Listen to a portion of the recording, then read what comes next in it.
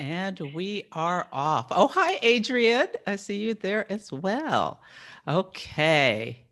Wonderful. Well, welcome everyone. I'm so happy to have you all here. I'm so thankful that Mercury retrograde, which hasn't started but has been messing with me all month, is allowing this to happen. I was a little nervous, so thank you for coming.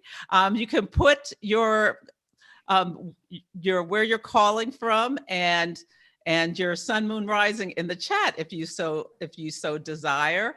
And this is meant to be interactive, so if you have a question, it's okay to come off mute and ask, but when you're not speaking, please everyone stay on mute. Great. So I am going to share my screen and we will get started.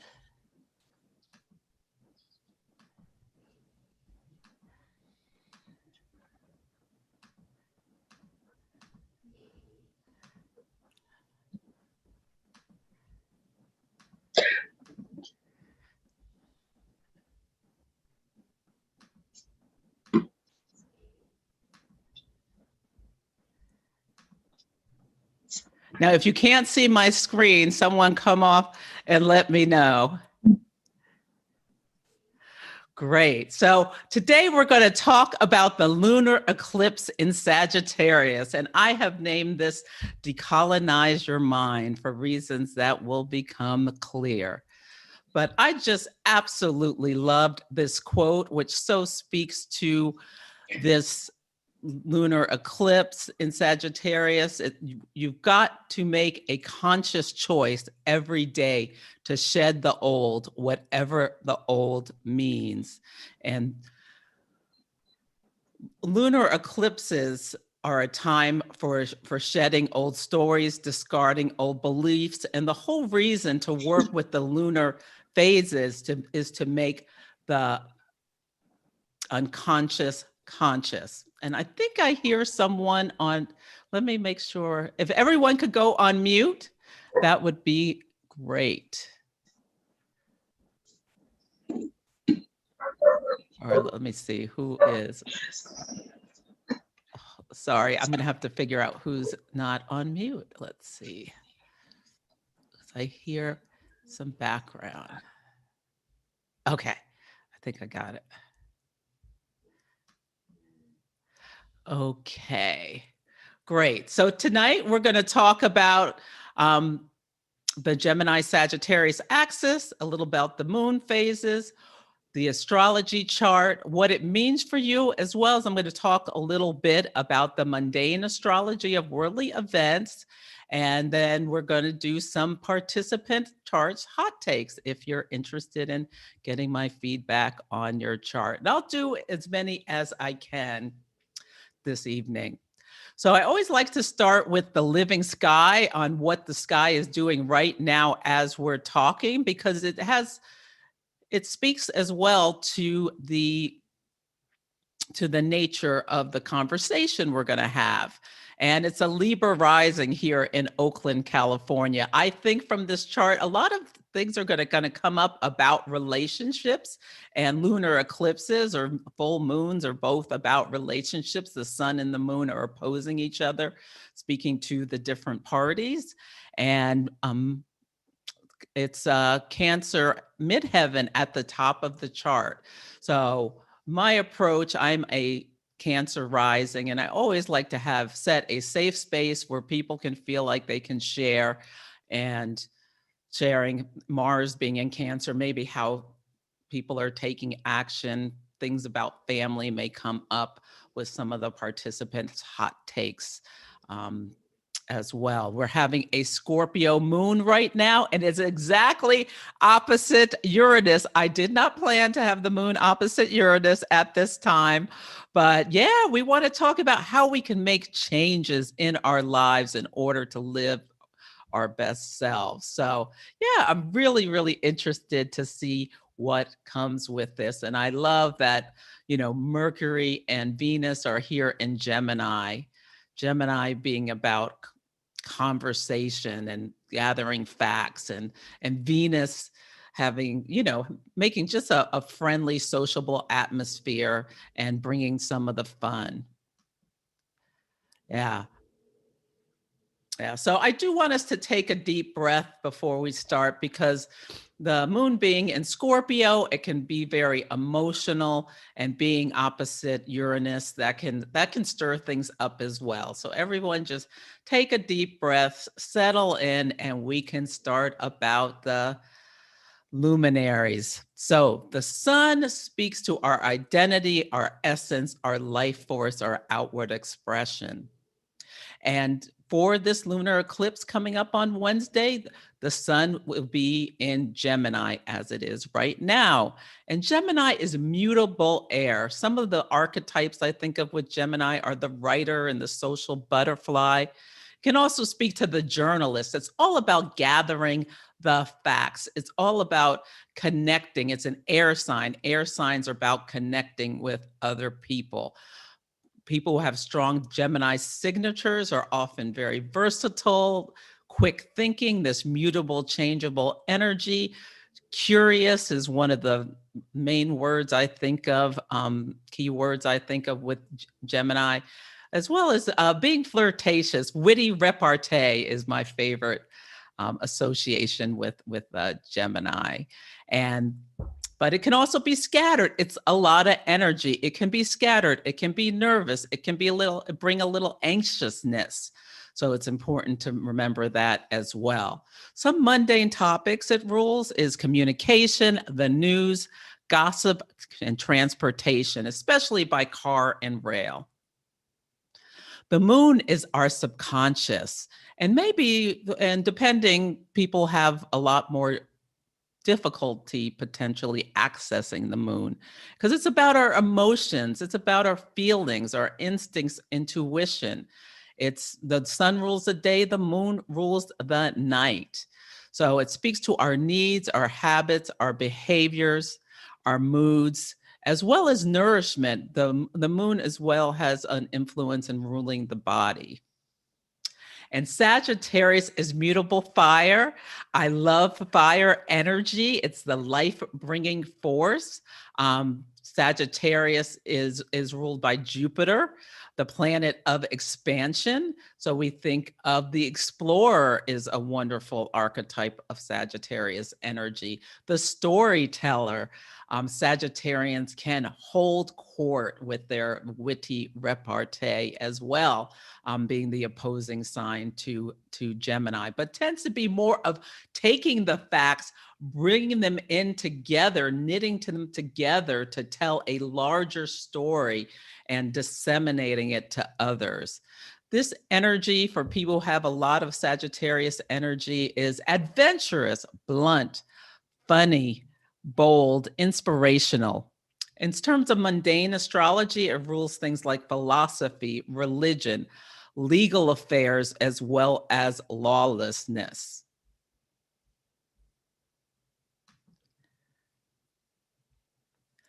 So when we work with the phases of the moon, we're working to make the unconscious, the moon conscious with the sun. And with the new moon, when the sun and moon come together at the same degree in the same sign, we take the opportunity to go inward and plant new seeds of something we want to bring forth into the story of our life. It is the beginning point. So for this lunar new moon phase, for just this month, it was a new moon in Taurus on May 11th. Last week, we had the first quarter moon, and this week we are having the lunar eclipse, where all is illuminated Emotions can run high. It's a time of celebration. It's a time to make our plans public. It's also a time to release old stories and forgive trespasses. So, things you started 2 weeks ago, this is a great time on Wednesday to take time to look at from where you started to where you've come and what changes you want to make over the next week before we get to the closing quarter. So, in addition to these shorter cycles, there's also this moon phase family where there is a story in your life that has been unfolding since the new moon at 4 degrees Sagittarius, November of 2019, November 26th to be exact. So, it's a great opportunity either now or on your if you do a ritual on Wednesday, to really think back to what new story started in your life around Sagittarian themes in November of 2019. What was percolating about how you wanted to expand your life?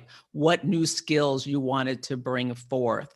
For myself, I can speak to that was right around the time that I decided I wanted to transition out of my career in the biotech world, sales, marketing, and business development. I've been doing 25 plus years, and I could really see in my life going to be a full-time astrologer and astrologer coach and intuitive. And here I sit at the full moon, having retired from my corporate career and being a full-time astrologer coach and intuitive in this 18-month period. That is what unfolded in my life. But back then, it was just a kernel of a seed of a dream.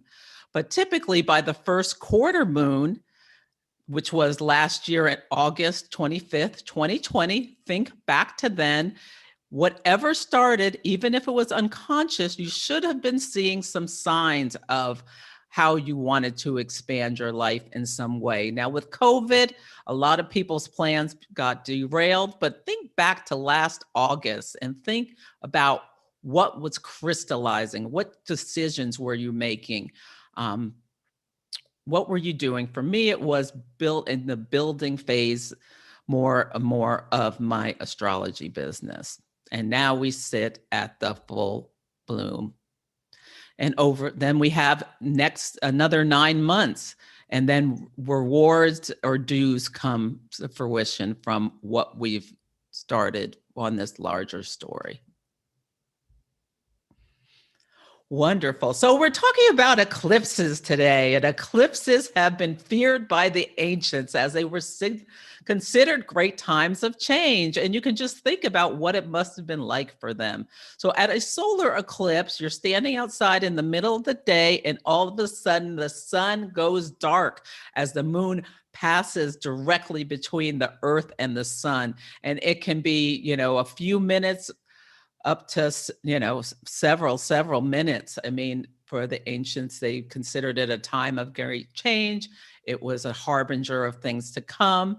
And yes, and at the full moon, it's not as dramatic visually because the moon is, it rules the night, and at the new moon, the night is dark, but that gives like a reddish glow on the moon. So that can be very, very intense as well when you have the moon looking like a blood moon. And this lunar eclipse is going to be a super moon. So it's going to be a big moon. So I encourage everyone to look at it. It's been just gorgeous the last couple of days, and it's going to be a total eclipse. And I should have checked. I'm not sure exactly where it'll be most visible, but yeah, some people will really be able to see that intensity of the blood reddish color of the moon.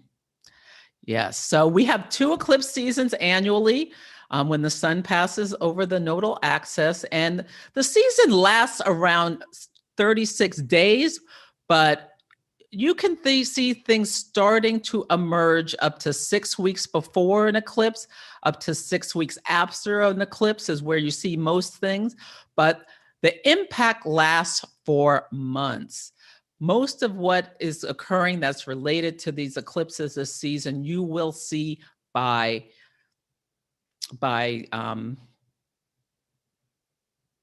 when the moon is in the sun in Virgo season. So in late September, halfway between this eclipse and the season and the November eclipse season, whatever has started should be visible. And there are two types of series we talk about with eclipse. So with astrology, everything is about cycles. These are cycles. Life does not go in a straight line. It does not repeat, but it does rhyme. So the Saros series is, and you can Google this. I'm not going to get into the technology. It's a technical about it, but it's a group of eclipses that last for about 1,300 years, and they repeat about every 18 years. I'll talk about more at the solar eclipse a little bit, because the Saros series is related to the solar eclipse. The metonic cycle it lasts up to 96 years, and these are eclipses that occur at the same degree and repeat every 19 years. So the important things about these cycles is the Saros series speaks to the nature of the eclipses, more about the personality of the eclipse, whereas the metonic cycle speaks to where it's hitting you in your chart. It's activating the same place every 19 years. So you will see similarities in your life, some kind of similarity in your life as to what happened 19 years ago, if you're old enough to really remember 19 years ago. Great. So just a few words about this Saros series that we're relating to the solar eclipse, and lunar eclipses are a result of solar eclipses. So the solar eclipse is very important. But Bernadette Brady is this brilliant astrologer. This book, The Eagle and the Lark, this is for professional astrologers. It's just an amazing book. But she went through all of these Saros cycles and charted the original chart, and this one started back in 1624, and cast the chart, and the chart of the original one that started at the North Pole gives the flavor of all of the eclipses in this series that can last 1,300 years. So sudden flashes of ideas that seem to have a psychic or unconscious flavor to them are things you can expect to come up at this time. So I really recommend having a notebook handy, typing on your phone. If something comes into your mind that seems brilliant, write it down before it disappears. Write down your dreams. If you have a dream journal, take some time in the morning to think about what you dreamt about and what the story is and what's it connected to, or just write it down. It's also very creative. It's a very opportunity for creativity. So definitely do things that are creative, whether it's writing, drawing, painting, singing, whatever, dancing, choreography, do stuff that's creative this eclipse season, because it should leave you enriched. And consider acting upon your ideas and hunches after careful consideration. I will add that caveat.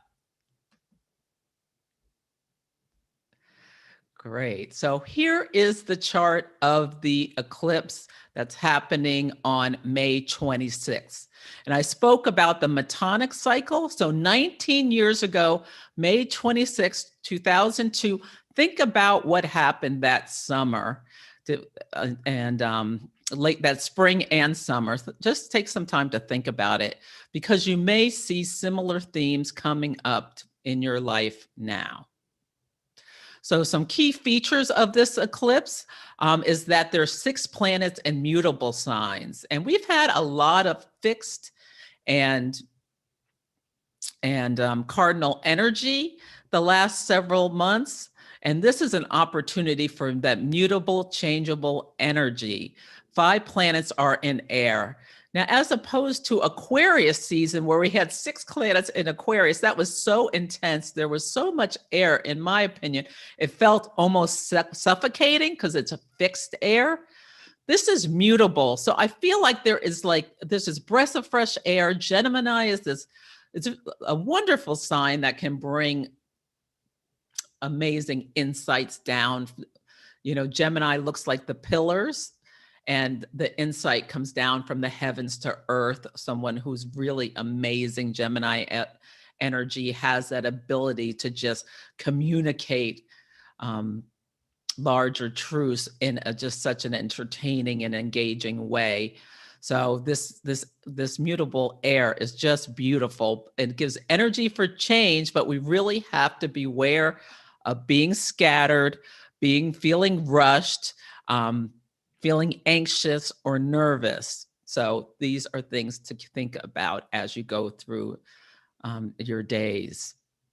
Another key feature of this eclipse is that Mercury and Venus are both in Gemini. They're standing next to each other.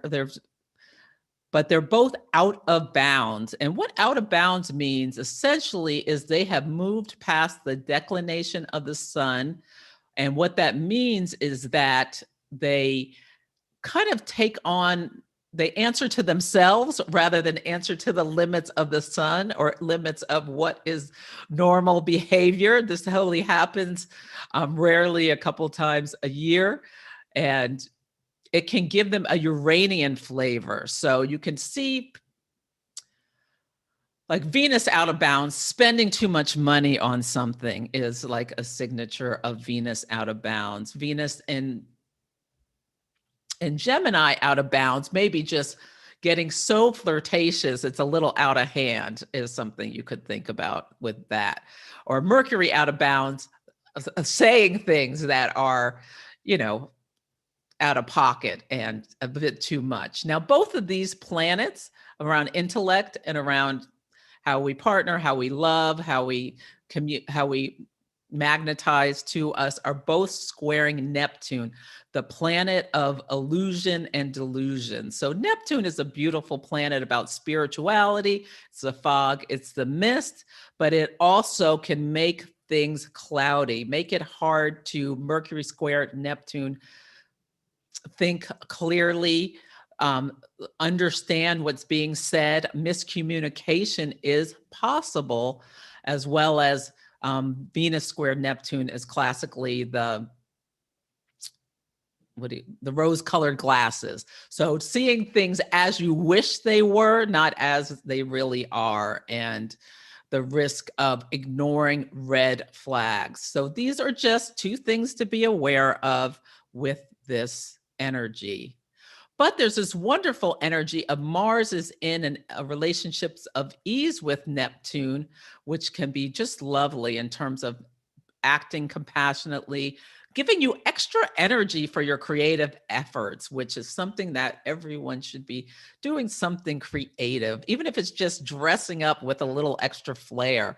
Take some time to express your creativity. And then Pallas Athena, it's an asteroid, and it's an asteroid that speaks to strategy, wisdom. It's about pattern recognition. And Alcyone is a fixed star that is, so Pallas Athena is conjunct, which means is right next to. Alcyone is parallel, which is essentially similar to conjunct.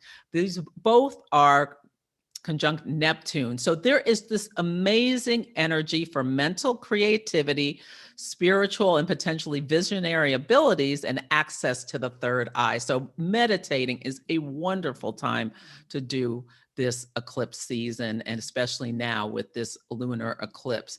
Walking in nature is a form of meditation. Just like turn off the music, I love to listen to podcasts. Like just be is a really wonderful medicine for this season. And it's so important to take some time out mentally and to, calm down the anxious mind if needed, because Mercury is such a key feature. Mercury speaks to our intellect, how we communicate, our mental processes. And the lunar eclipse is on the day of Mercury. Wednesday is Mercury's day and the hour of Mercury. So healthy communication is so important with this, careful communication, gathering the facts, supporting our nervous systems, because this energy can cause a lot of nervousness and anxiousness and talking fast. I hope I'm not talking too fast. Really having mental balance is so key with this energy. And Mercury is going retrograde this week. I was talking about it earlier. Since May 3rd, when Mercury went into Gemini, I have felt the trickster at work. That day, my keypad up on my computer stopped working, and I had to figure out how to fix that. Yesterday, I had a whole list of calamities around Mercury. My alarm, I forgot to set it, and then Instagram ate my live and all kinds of stuff. And today my camera was acting funny. So technology mishaps and little things can be a feature of Mercury retrograde, especially for people who have planets around from 16 to 24 Gemini, but especially 16 to 24 degrees of mutable signs, but especially around 24, because this is where Mercury is slowing down, stopping, and stationing before turning retrograde. So personally, I have my Pluto square, Pluto and Virgo square this Mercury in Gemini. So I think that's part of the reason why I'm being so activated, even though it hasn't even started officially yet.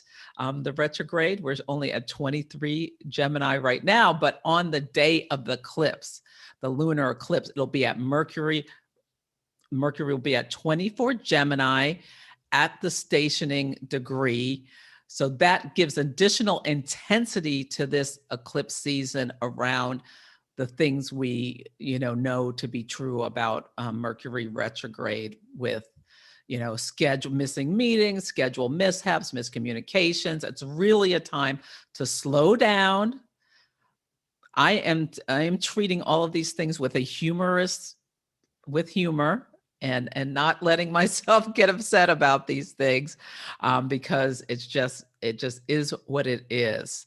So it's a time to slow down. It's also an opportunity to see past what we considered facts with new perspectives. Yes.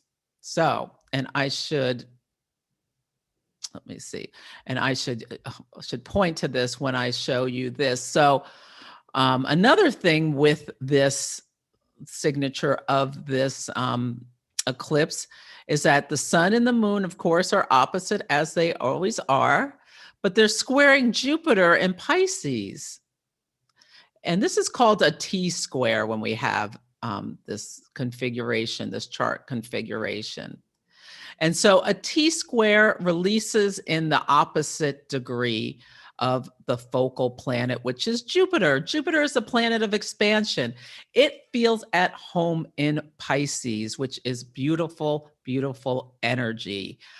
Jupiter is the traditional ruler of Pisces. Now we consider the modern ruler as being Neptune. So both of them are in Pisces, this beautiful sign of compassion, of spirituality. It's just lovely. It also is illusions and delusions, so we have to keep that in mind. So with Jupiter squaring the luminaries, we have to just remember Jupiter can just make us be just way too extra. So it could be extra emotional, extra confident sun, extra emotional moon. So just be aware of that Jupiterian energy, and gathering the facts, slowing down, considering things before acting are things to do with that. And also that release in Virgo energy speaks to getting organized. That is just the medicine for the scatteredness of this energy. But we have to remember to avoid being overly critical or nitpicking or perfectionistic, which are shadow sides of Virgo. So just keep that in mind. And when we talk about the moon phases, the last conversation the moon has before it goes into the next sign kind of flavors the whole moon phase, and the moon in the sign. So the moon being in the sign of Sagittarius, it's opposite Mercury is the closing aspect before it goes what's called void. And what that says to me, moon opposite Mercury, moon in Sag, opposite Mercury in Gemini, bringing words to feelings, balancing the heart and the mind are so important with this energy.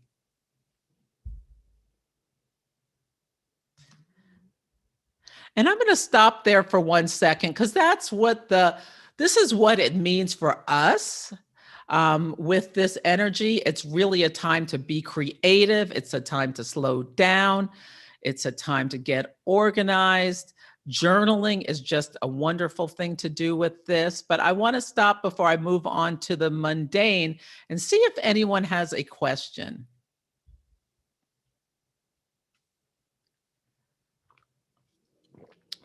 If not, I will keep going. Great. So I also wanted to talk about the mundane astrology with this because I think it really helps us and mundane by worldly events. So I spoke to the Sagittarius moon phase families started back in November of 2019. So I don't know if you recall, but this is on the left here is a news story from November 18th of 2019, right around the time where the U.S. says Israeli settlements are no longer illegal. And, a week later or so, on November 26th to the date, 2 rockets fired from Gaza, causing no injuries. And the reason the rockets were fired was because the Palestinians were staging protests and riots in a day of rage against the U.S. stance shift on the legality of Israeli settlements. This was a big deal back then. Donald Trump, the gift that keeps giving, made this decision, and it sparked these things at the beginning at the new moon phase. Here we are 18 months later, all is illuminated, and there is basically a huge conflict, out and out war. Hundreds of people are dead. Thousands, tens of thousands of people have lost their homes as the courts in Israel were starting to order these evictions for the people related to what happened a year and a half ago. And the state of Israel is deeply connected into this eclipse season for many reasons. And I'm really just showing you this for the astrology. It's a highly politically charged discussion, and it's not intended to be a political discussion. It's just intended to illuminate the astrology. So things that are really interesting about this is that the North Node, which speaks to where we are going. It's the path we are taking in terms of releasing Sagittarian old beliefs and moving towards, gathering new facts that are more relevant today. The North Node is conjunct to the degree Israel's Mercury. So it's activating. And Mercury also speaks to siblings, speaks to brothers, and the biblical story of Jacob and Esau being brothers, and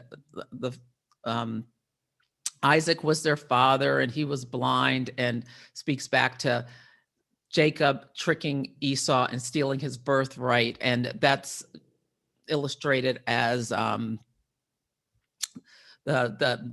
you know, the mythology. I'll just use the word mythology. I don't know what the biblical origins of the Jews and the Arabs is what many people see that story as. So I think it's so interesting. There's something fated, North Node, about these people who have been fighting for thousands of years, but who are originally stem from brothers.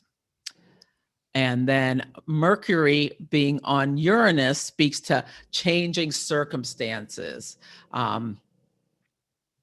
And changing circumstances for agreements. So there is currently a ceasefire, but this activation has Mercury on Uranus on the degree to station retrograde. Will the ceasefire hold? I'm not sure. Yeah. The other thing that's fascinating about this is that Pluto has crossed the descendant, the IC, the lowest part of the chart for Israel. Pluto is the planet of power. It's the planet of transformation. It speaks to like big transformations. It also speaks to death and destruction and the underworld and all these kinds of things. And the fourth house speaks to the land and the family, home, and roots. So to me, it seems that things that are in action now are going to have a long-term implications as Pluto is making changes. The other thing that's fascinating is that currently Uranus, the planet of, sudden changes, big events, surprises, shocking things, like big shocking things, is at 12 degrees of Taurus, which is in square tension to Israel's natal Pluto at 12 degrees of Leo, both fixed energies, and in square to Saturn is currently at 13 degrees of Aquarius. So this, again, we see a T-square, but this one is fixed energy. And fixed energy really likes to hold the energy. It's very intense. And we're talking about these intense outer planets. Saturn opposite Pluto, again, like entrenched structures versus like this obliteration and transformation. And they both release into 12, it releases into 12 Scorpio, which is ruled by Pluto. And speaking of, unearthing things and bringing things to light in order to purify them and burning off things. And that happens to be 12 Scorpio happens to be Palestine's Pluto, the placement of Palestine's Pluto. So, I mean, there is this grand cross essentially going on with this speaks to the intensity and the quickness about how quickly this conflict escalated into a mass death and destruction. Now, another thing is that the North Node is on a fixed star Aldebaran, and the South Node is on a fixed star Antares. And they are the watcher of the East, Aldebaran, and the watcher of the West. To me, this symbolizes other people, other nations. Egypt is very involved. The U.S. is involved with diplomatic relationships. I'm sure European regions are involved. I think there is going to be outside pressure. There already has been, but to come to some kind of agreement around this long-standing conflict. Another thing that's interesting about this eclipse is that the sun is shining a light in the 8th house of Israel. The 8th house speaks to investments. It speaks to other people's money. And the moon in Sagittarius is in the 2nd house of their finances. Now, the U.S. gives Israel $4 billion annually. My question is, could this change, or is this going to be leveraged in order to make progress towards a two-state solution or some kind of compromise? I don't know. It just seems symbolically that this is what it's calling for. And 9 months from now, we'll see where we are with this story. But you also see these Arabic parts speak to the nature of this as well. And these are the Arabic parts for Israel. And the moon is opposite fatality. There's square catastrophe. We've got the father speaking to Isaac, inheritance speaking to, the Jacob taking Esau's birthright, as well as sickness, profession, friends, and things. So I think the Arabic parts really speak to the situation as well. So hoping for the best, hoping the ceasefire lasts, but this is really intense. Israel is being activated, Palestine is being activated, and it is on the solar eclipse. Mars in Cancer, which speaks to fighting in the family, fighting for land, will be at 29 degrees of Cancer on the solar eclipse. So, and when you're at 29 degrees, there's a real concentration of the energy. So that is the astrology, how I see this for what's going on there. And so the Sabian symbols, so there was this clairvoyant, her name was Elsie Wheeler, and she sat under a tree in the 1920s, I believe, with Mark Edmund Jones, an astrologer, and she channeled every degree of the zodiac and came up with symbols for them. It said the symbols to Mark Edmund Jones, and he wrote them down.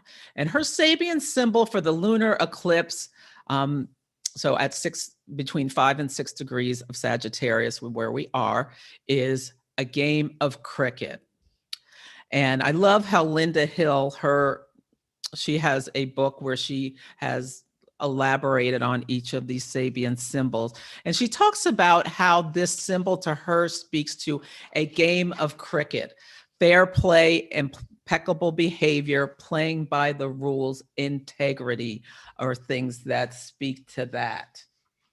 So this symbol speaks to, it's not the game, but how it's played. So important with Mercury retrograde, we can see things boomerang back at us that we said or actions we took.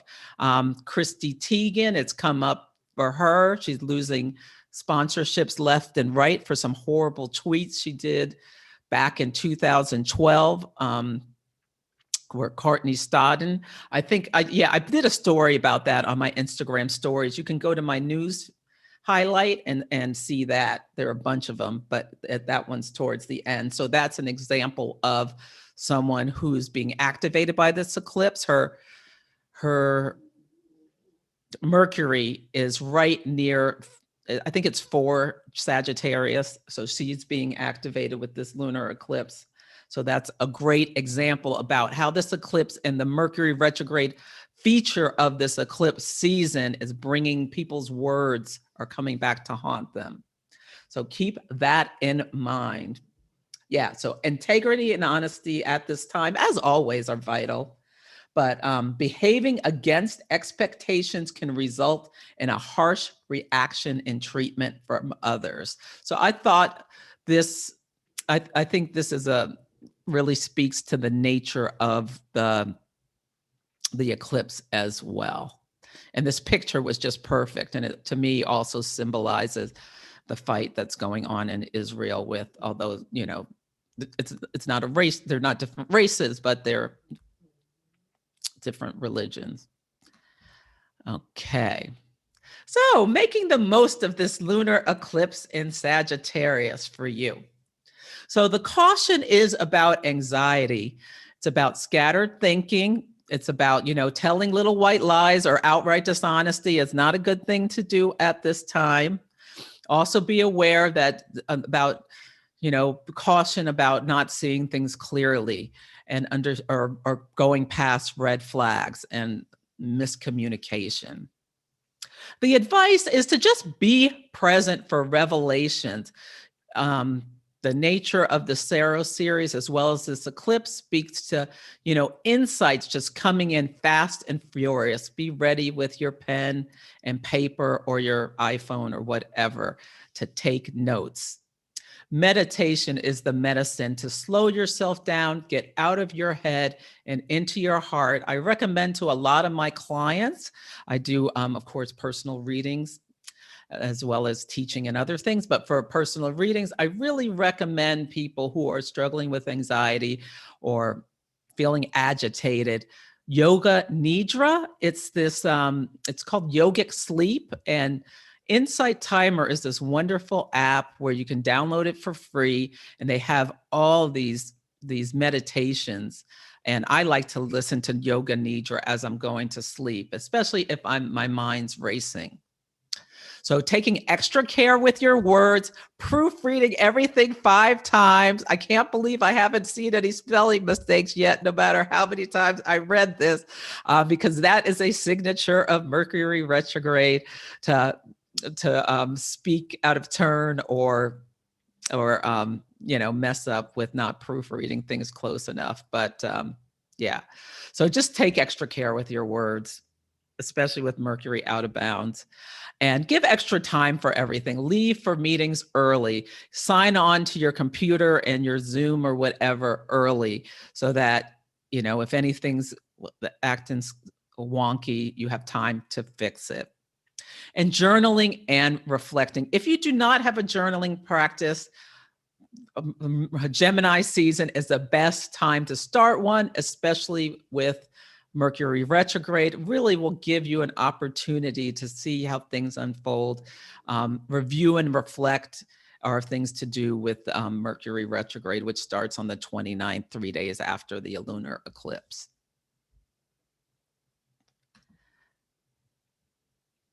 Okay, so now we're going to talk about what it means for the different signs. So does anyone have any question before I jump into this about anything so far?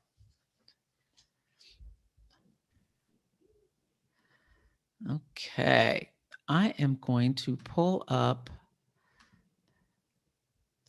the chart. Okay, great.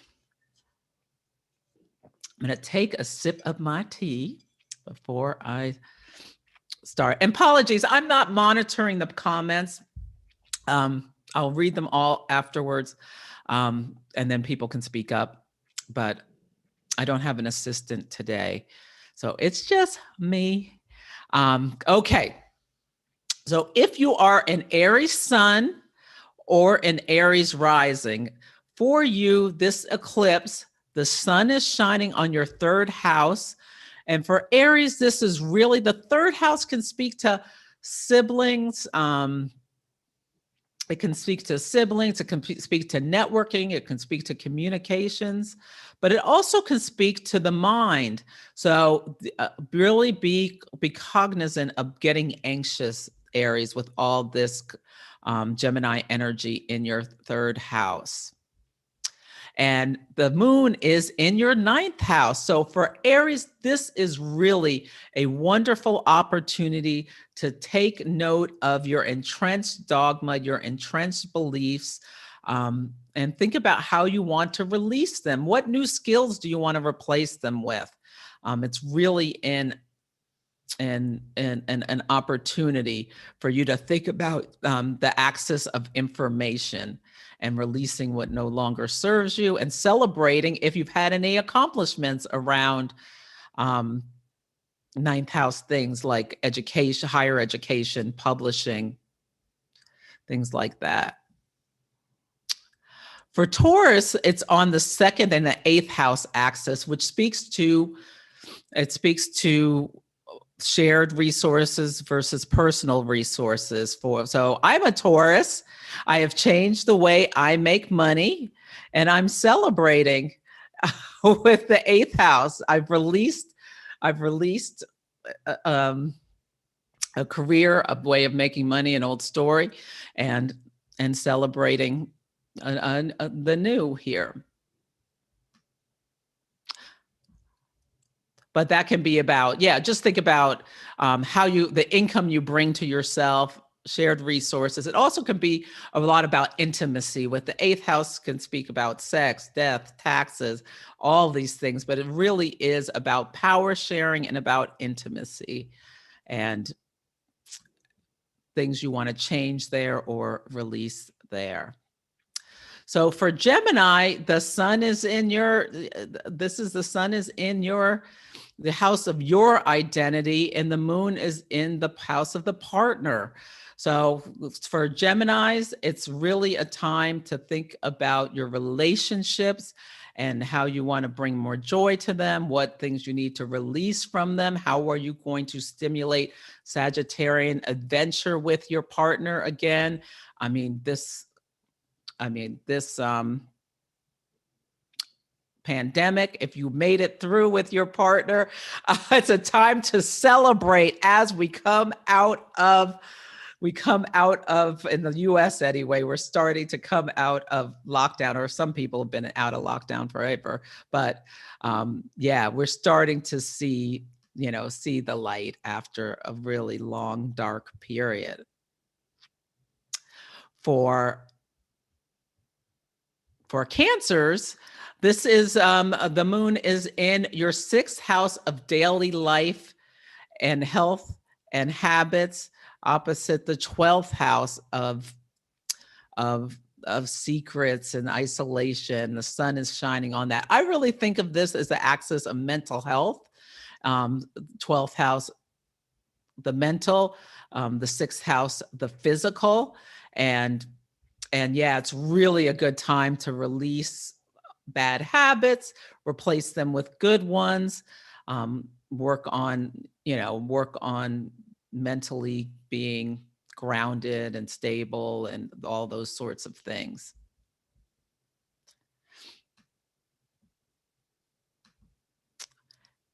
Okay.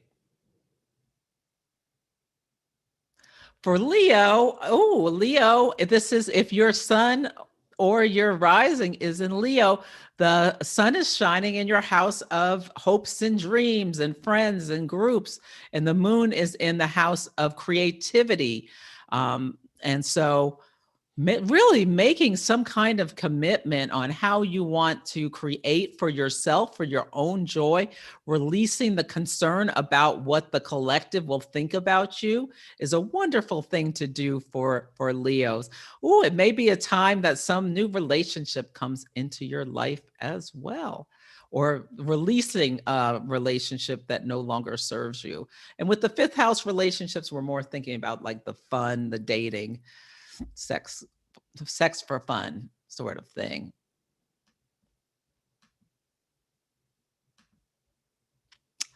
For Virgos, it's on your career axis, the career versus the home. So the sun is shining, putting a spotlight on your career, and the moon is in your house of home, family, roots, the most private self.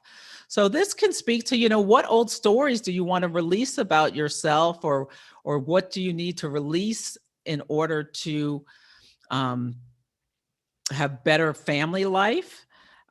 People have been working nonstop from their homes, some people, and this sun shining on the career may put a spotlight on what you need to release so that you can have a better home life for yourself and your family.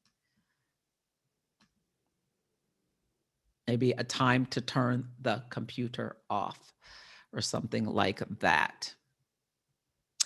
So we're coming to Libra.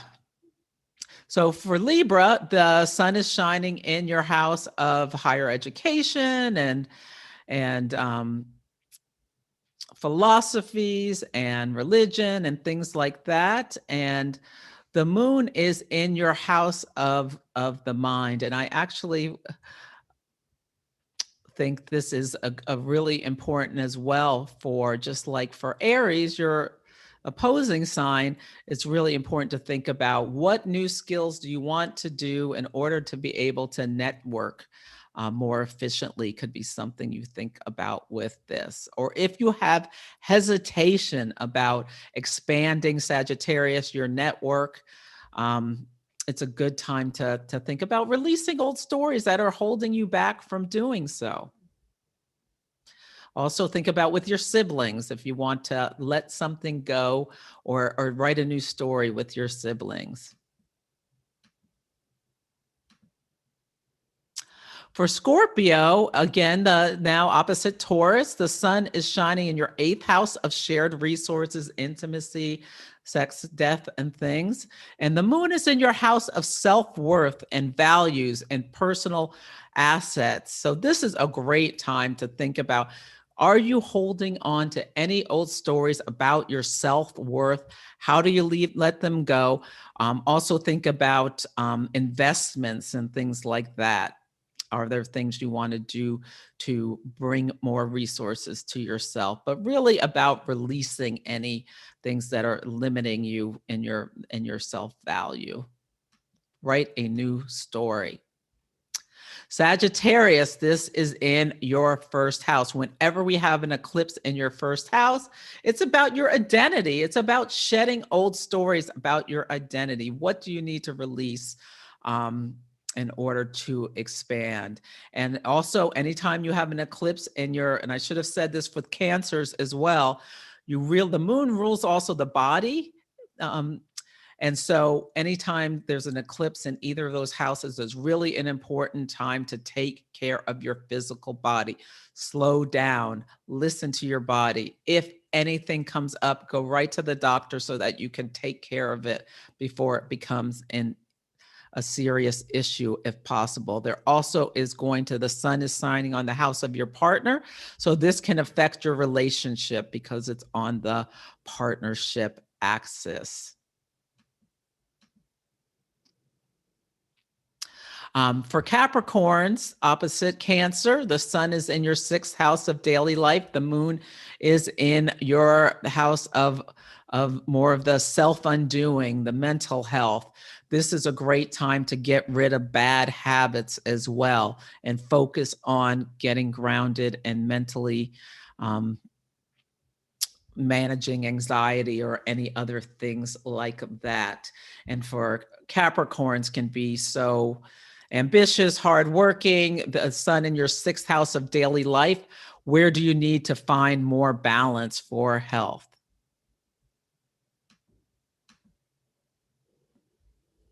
And Aquarius, the sun is in your house of romance and creativity, things that bring you joy, children.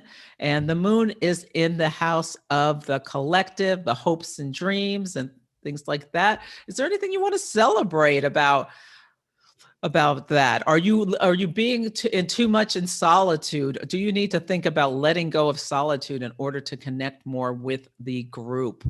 Um, are you is there something that's holding you back from romance if you're single that you want to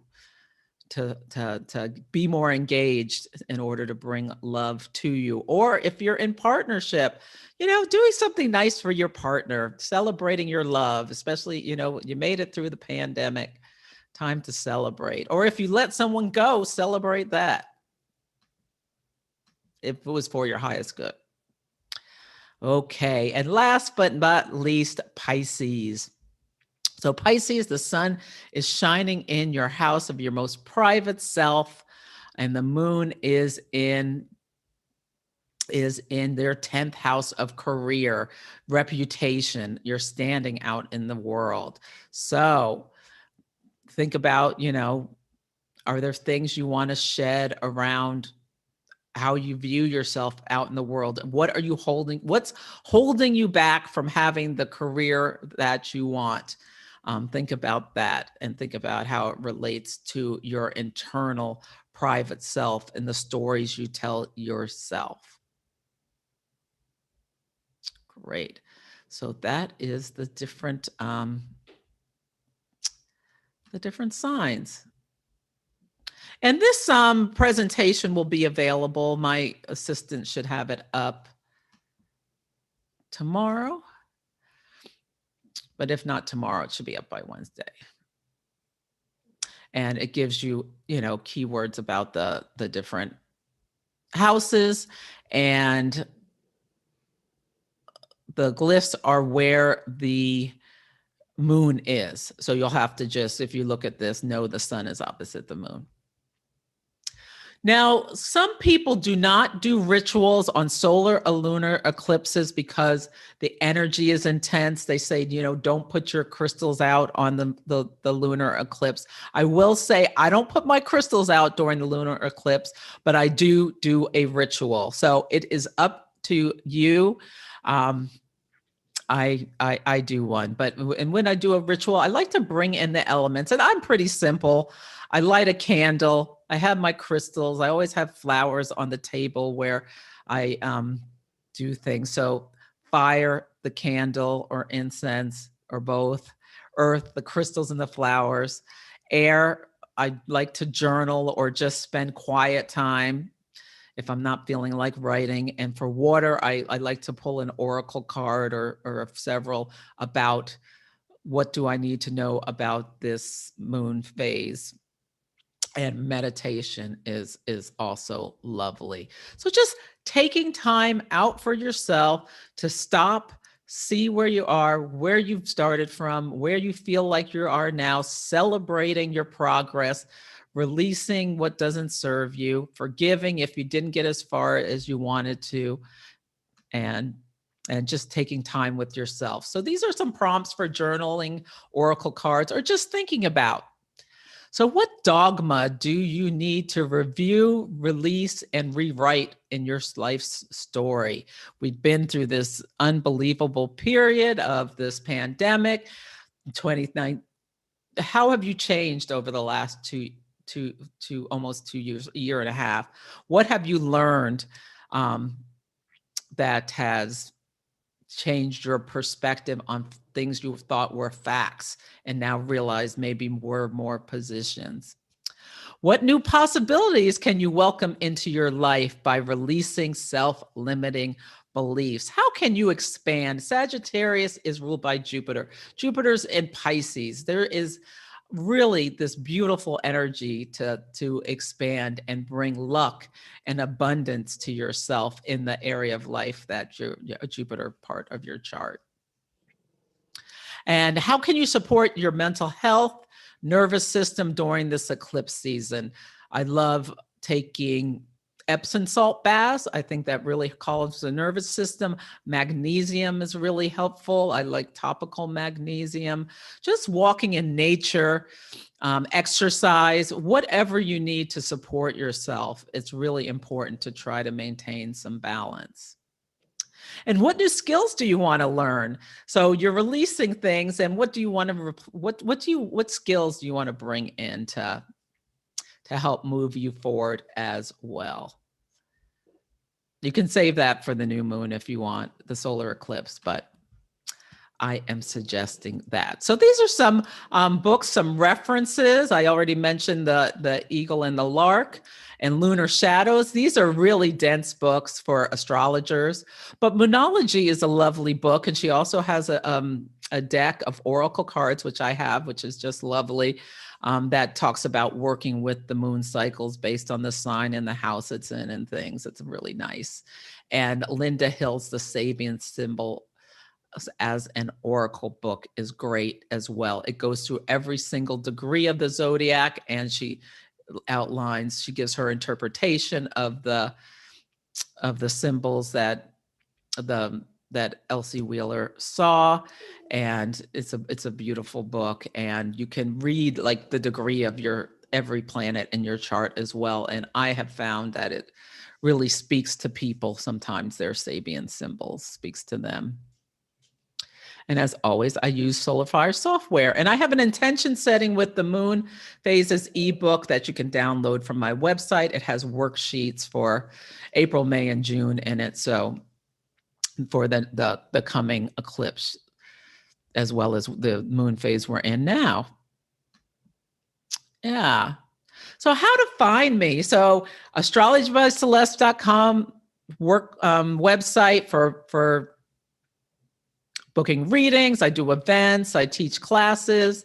You can join the wait list for Moon Mastery 101. I'm teaching right now, and it's wonderful. I see several students are here tonight. And you can subscribe. Typically you'll get 2 emails a month, one for the new moon, one for the full moon. And yeah, and Instagram Live every Sunday, 9:30 a.m. Pacific time. I post that as well on Facebook. And then I have different content on YouTube. So that is me. So I am going to stop that and stop sharing. And then I want to read this card that I pulled because I think it is so perfect. I pulled this card this morning. I pulled an oracle card every day. What do I need to know for my highest good? And I pulled Unmarked Trail, the revelation. This is so beautiful. Look at this beautiful card. It is from The Shaman's Dream. It's a newer deck from Colette Baron-Reed, who I just love. And she did this with Alberto Villoldo. And as always, it's illustrated by Jenna Della Grottaglia. But this was written during COVID. And the Unmarked Trail, an unprecedented experience, discovery, revelation. You are called now to embark on a sacred journey. The Arthurian knights in their quest for the Holy Grail had to make sure to take an unmarked trail that no one had ever followed, or they would not accomplish their goal. Likewise, you must enter into the darkest forest of your soul via a route as yet unidentified to find what you seek. Sagittarius speaks to the seeker. The manicured path will bring you only temporary pleasure and later great pain. Stop it. You already know there is no reward at the end of the road you are following. You are only killing time. Pause, breathe, and commit in your heart to a sacred endeavor. Vow to not look for old solutions that may have worked with past challenges. Get out of character, try the outrageous, and keep your quest private. Now is the time to speak of the voice that called you to embark on the unmarked trail. That time will come. Excuse me, now is not the time to speak of the voice that called you on the unmarked trail. So it's about, don't tell anybody. Mercury retrograde. Yeah, this is all internal. The unmarked trail can be a sign that you have already made a choice, even if you do not want to acknowledge it. Be at peace with what your heart knows to be true. Your heart has already been made up, and your mind will follow. Pack lightly, taking with you only essential beliefs that you know to be trustworthy under all circumstances. The universe has your back. I think that is so beautiful. I think that speaks so much to this lunar eclipse and Mercury retrograde. So, yes. Okay, great. Yes. All righty now. So now what I want to do is some hot chart readings for people. So first, is anybody a Sagittarius sun or rising? Okay, Christy Sue raised her hand, Susan, and I see Magdalena. You three. Oh, somebody else was there. Okay, let me write this down. Susan, Magdalena. Okay. Yes, can I ask a question real quick? Oh, yes, Gloria. Ask the question, but I was raising my hand because I'm a Sag rising. Okay, Gloria, I'll write you down. Who was asking a question? That's me. That's me, Cindy. Oh, hi, Cynthia. Hi. Yeah. So just a quick question. So if all of these, like the retrogrades and then the eclipse, they're stirring up all of these energies, right? Maybe some anxiety, lots of ideas, whether they're creative or not. But if they're coming during this like tumultuous time, so we're not acting on any of them, kind of just like record them and set them aside. I think it's a great time to record things.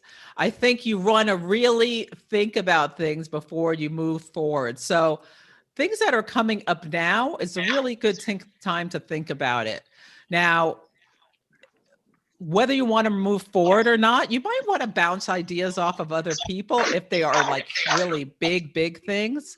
But if you feel confident that this is the uncharted sea, Hartley, can you mute yourself? Thank you. If this is the uncharted sea that you feel you are called to the unmarked trail, that just sit with it, meditate before jumping in. Look Okay. before you leap is what I'm trying to say. Okay, and you said to not do your normal like routines for rituals for either moon, correct? Well, that's what a lot of people feel like the energy is too intense. I still do a ritual, but I do not put my crystals out. Gotcha. Okay, Yeah. thank you. Yeah, my pleasure. Are there any other questions before I do some charts? I'm a Sag Sun too. I just can't get my hand in time. Okay, Hope, I've got you down. Yeah. Any other questions? Oh, hi, Dana. Nice to see you. Who said they were Sag rising? Darrell. Oh, hi, Darrell. Oh, yes, definitely Darrell. Okay. I think we've got a good cohort of people to get started with. Does anybody have any more questions? Yes, Celeste. I'm a saggy moon. So I was wondering, I know you're going to do risings and sun signs right now for Sagittarius, but what about the moons? Like, how would you say this eclipse affects emotionally, right? Yes. Like it's going to be more emotional? Yes. Yeah. Very emotional eclipse. So yeah, think about what house it's in, Laura. It's in the second house. Okay. So when I talked about that second house in terms of, letting go of any old stories around self-worth. Yes. That spoke very much to me. Yes. Yeah. So think. Okay, Celeste. Thank you. You're welcome, Laura. Okay. Great. So we'll pull up a chart. I'll start with Christy Sue. You want to come off mute, Christy Sue? Hi. Hi. What is your birth date? December 10th, 1973. And I should just make sure everybody understands that we're on YouTube. So, I'm not broadcasting. So just make sure you're okay with that. Can you see my screen? Oh, yes, you can. Yeah. Okay. And then the time is 4:22 p.m. Is it the city? Yes. Royal Oak. And the state is Michigan. Okay. And just double check it, Christy, to make sure it's right. Is it 1973? Yes. Okay, sorry, my glasses are bad. Oh, that's all right. 420. Are you a Gemini rising?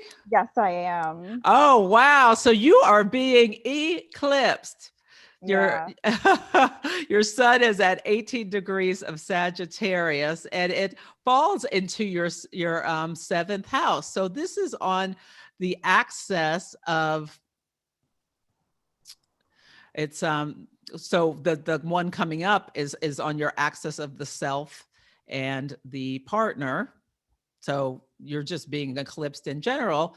You have a Cancer moon at 0 degrees of Cancer, also in the first house. So Sun, Sag, Moon, Cancer, and a Gemini rising. I would say that you are having,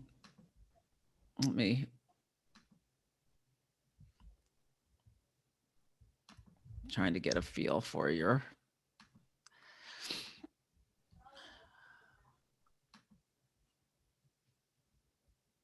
the moon is in your sixth house. So, and it's right on your Neptune and your Mercury. So Neptune and Mercury are squaring at this time. So this is a really time to connect into how you think, the stories you tell yourself. Really a wonderful time to be creative.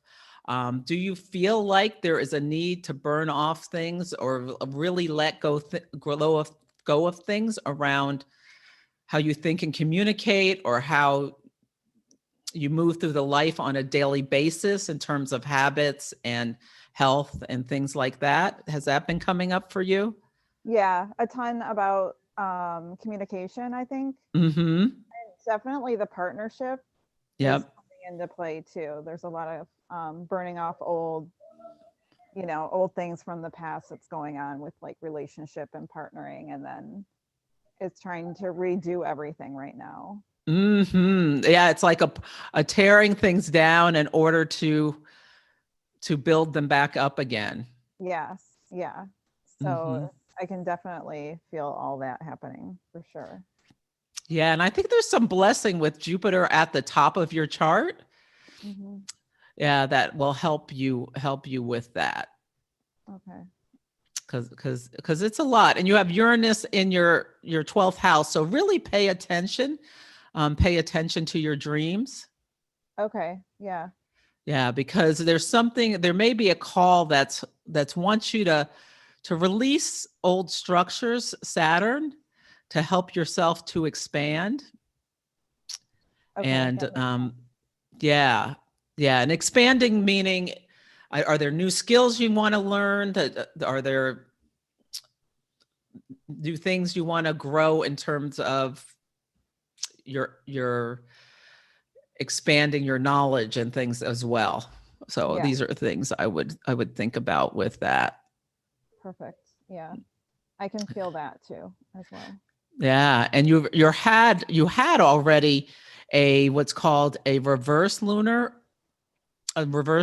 return over the last year and a half, and since the nodes, because you have a south node in Gemini and Yeah. north node. So what that does is it brings people into your life or situations into your life, so you can look at how you perceive things, see a different perspective, and release some things for your growth. That 100% happened. It's like all new people have come into my life. Yep, that's that reverse nodal return. Okay, well, thank you so much, Christy Thank Sue. you. I hope that was helpful. Totally helpful. I appreciate it. Thank you. Oh, good. Oh, my pleasure. Okay, Magdalena, you are next. Oh, she said in the comments that she had to go. leave. Oh, she did. Oh, okay. Oh, well. So we're on to Susan. I will pull you up real quick. Come off mute. I have Hi, Celeste. Hi, how are you? I'm good. How are you? Good. Let's see. Here we go.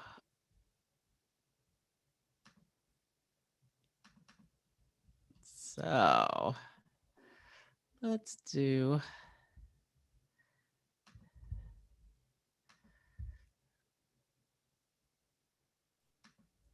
Okay.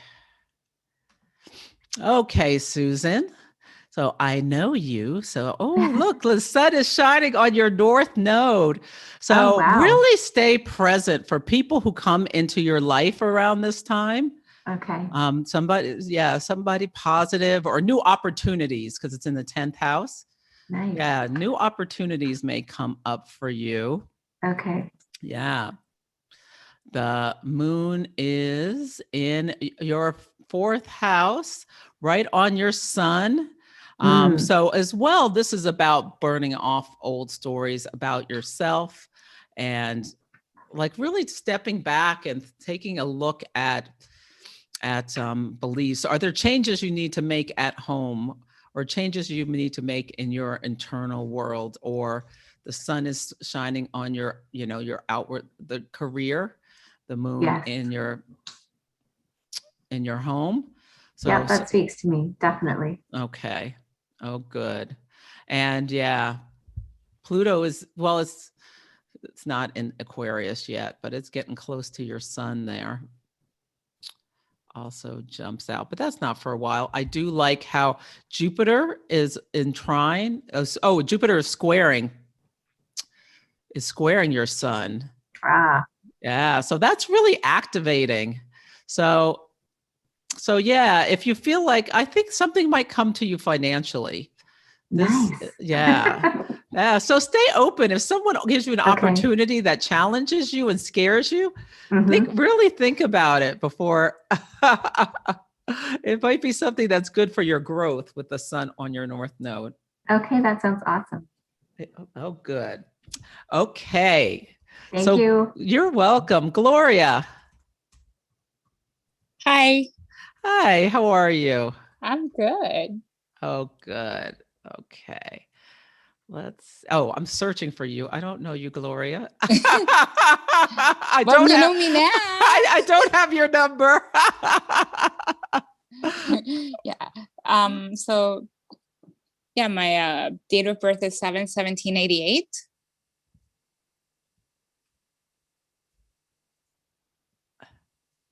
And I was born at 5:15 p.m.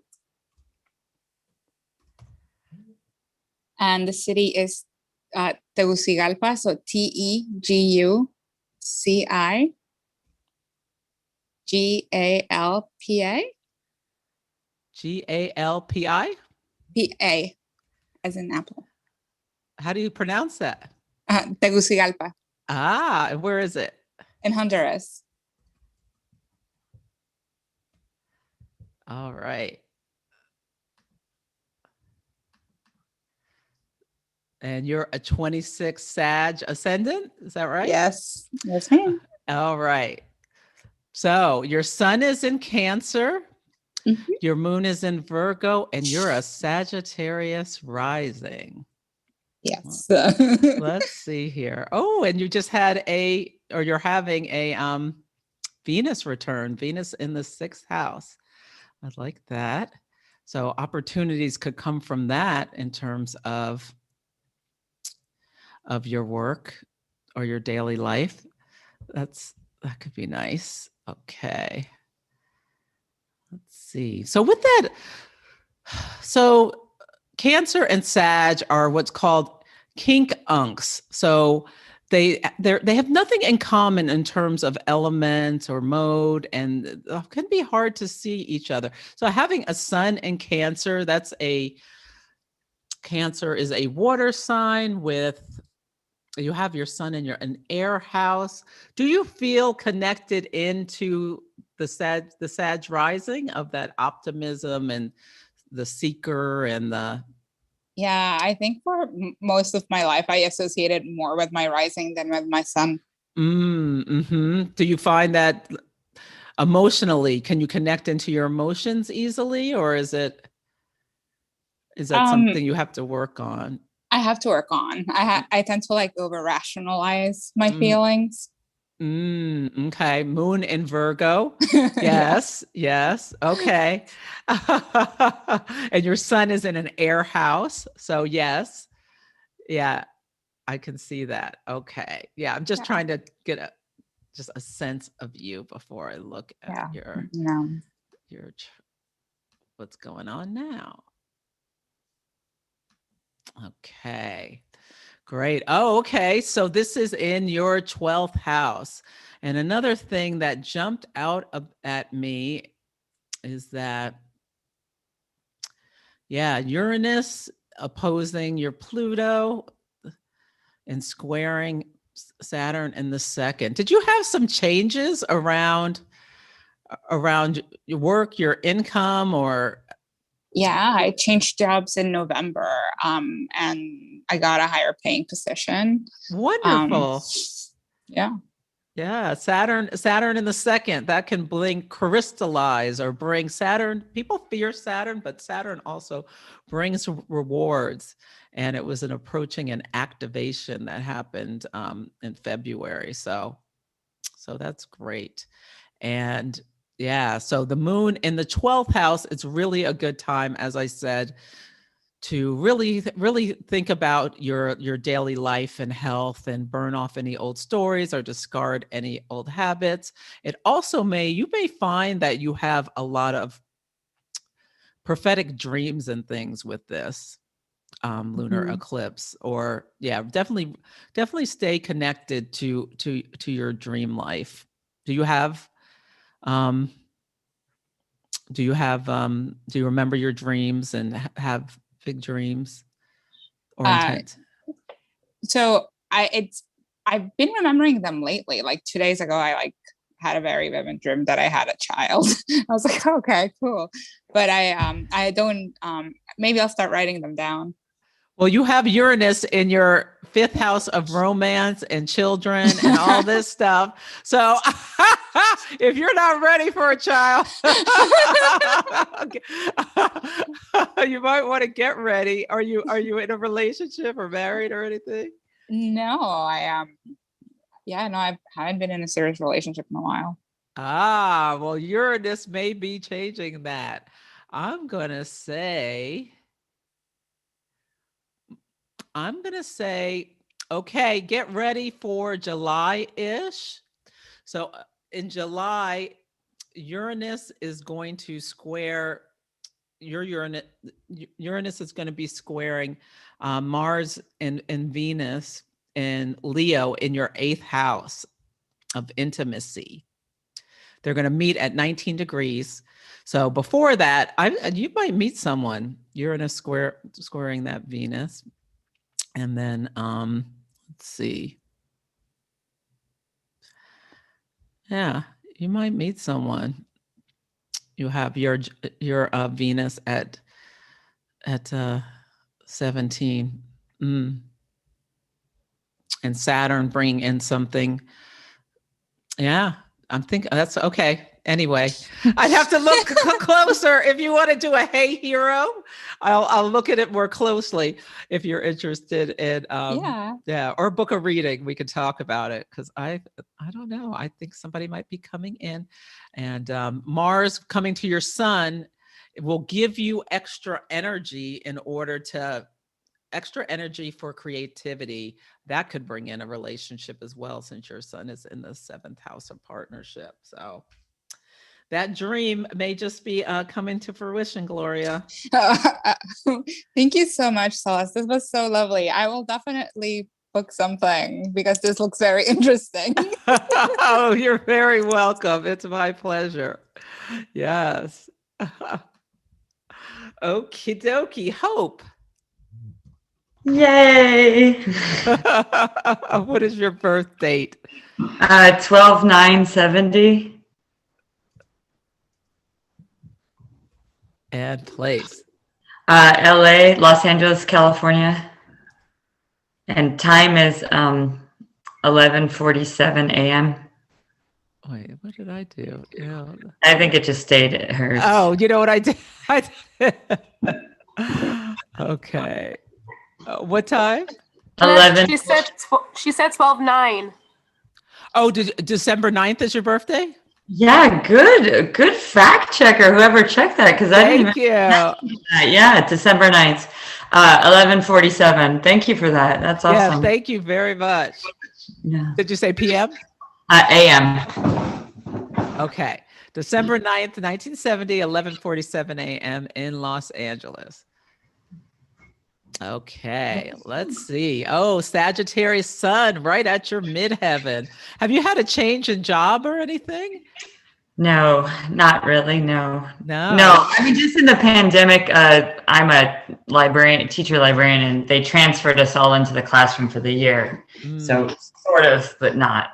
Okay. Yeah, so you're a sun in Sag.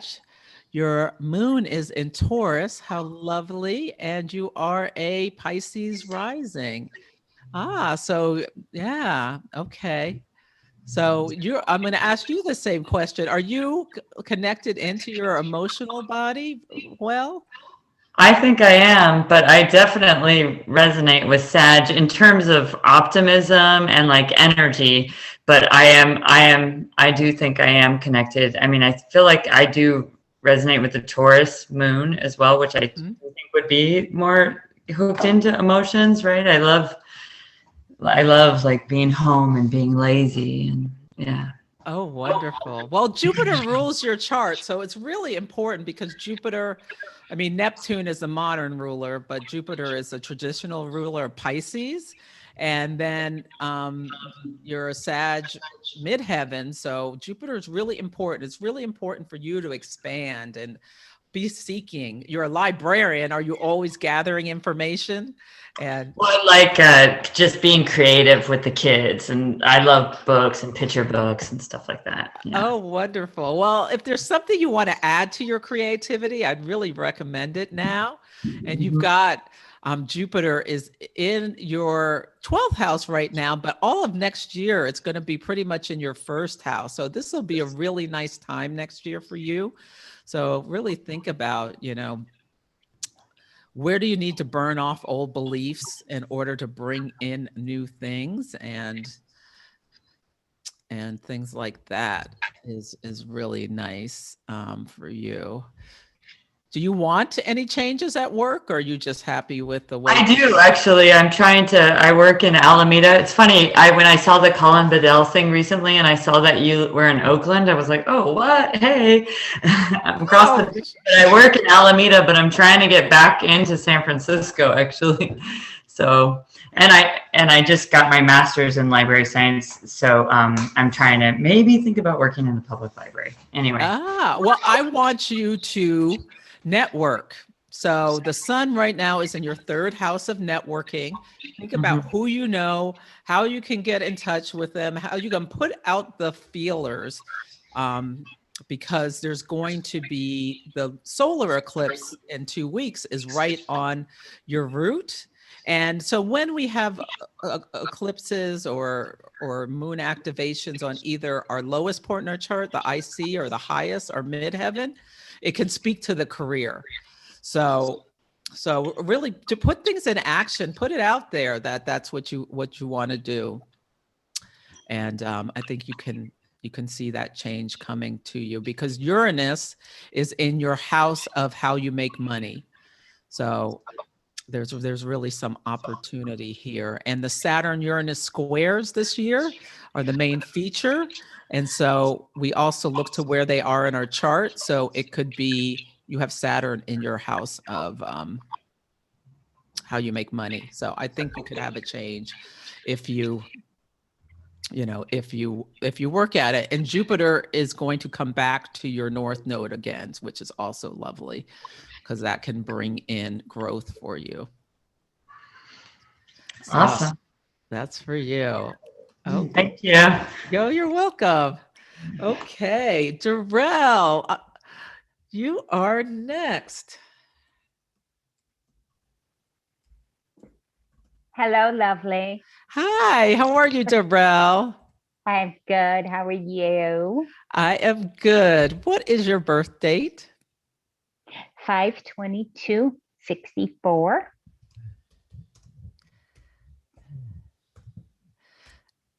And your time?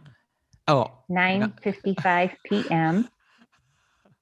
1964. Okay. May 22nd. Yeah, right? May 22nd, 1964. I put in 1064, so I had to fix that. I'm on my phone, so I'm like flying blind here. So if anyone else sees a typo, let me know. Okay, I'll repeat it back to you. I've been having them all day. Okay. Yeah, that Mercury retrograde coming up is getting me already. What time?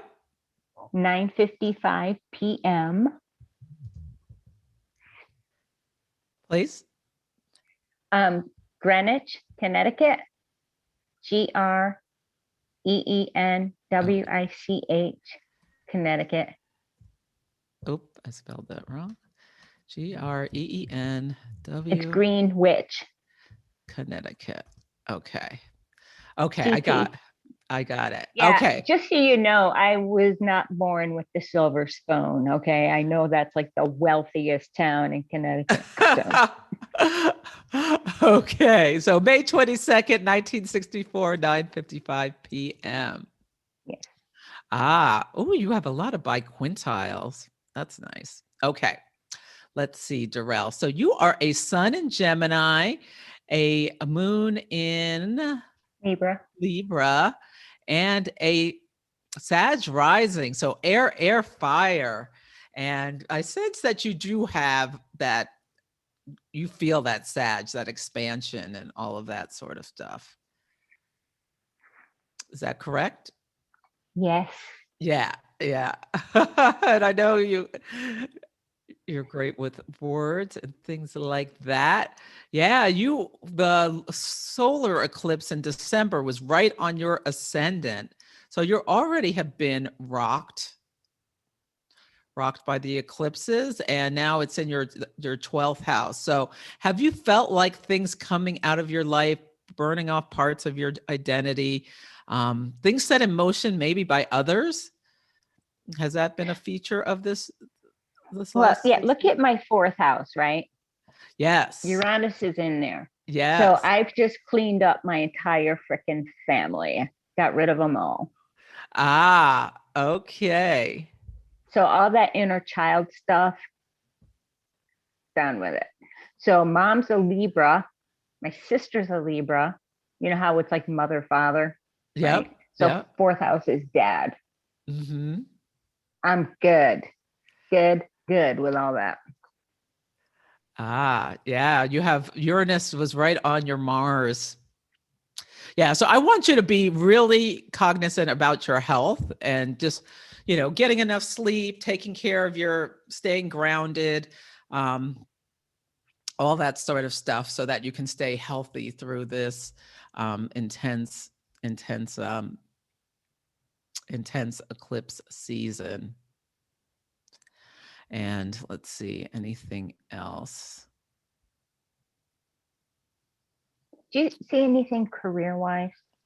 Career-wise, okay. So you are a Libra midheaven, and Venus right now is in your 6th house of chop wood, carry water. It could be speak to about daily life, about work. Are you putting things in action in order to change your career? Actually, I'm focusing on my health. Okay. There's some things I'm having done with that, some Okay. physical therapy and such. Okay. So I kind of want to clean all that up first, and then I'm feeling like, I mean, you know me, I just feel like the next step will show me and I'll take the step, and then. Yeah, I think, well, Jupiter's in Pisces in your 2nd house. So there is the opportunity for you to bring more abundance in your work. Next year, Jupiter will meet your Saturn, so in your 2nd house. So I think that could be a time where there could be some expansion as well. But I think there's energy for it. But like I said, I really want you to, like you said, you've made all these changes. You're releasing people who need to be released. You had an eclipse. Eclipses on your ascendant can bring health stuff into focus. So I really want you to focus on that, especially since your sun is so close to the 6th house. It's almost in it, and having eclipses there.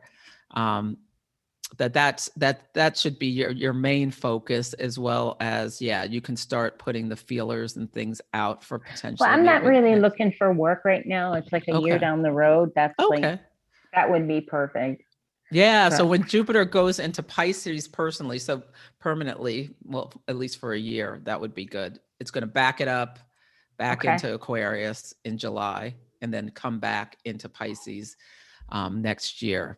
So so just take care of yourself. That's really, really important for you. And I'm just going to pull a card for you to see, what do you really need to know for your highest good, since you're having some health challenges.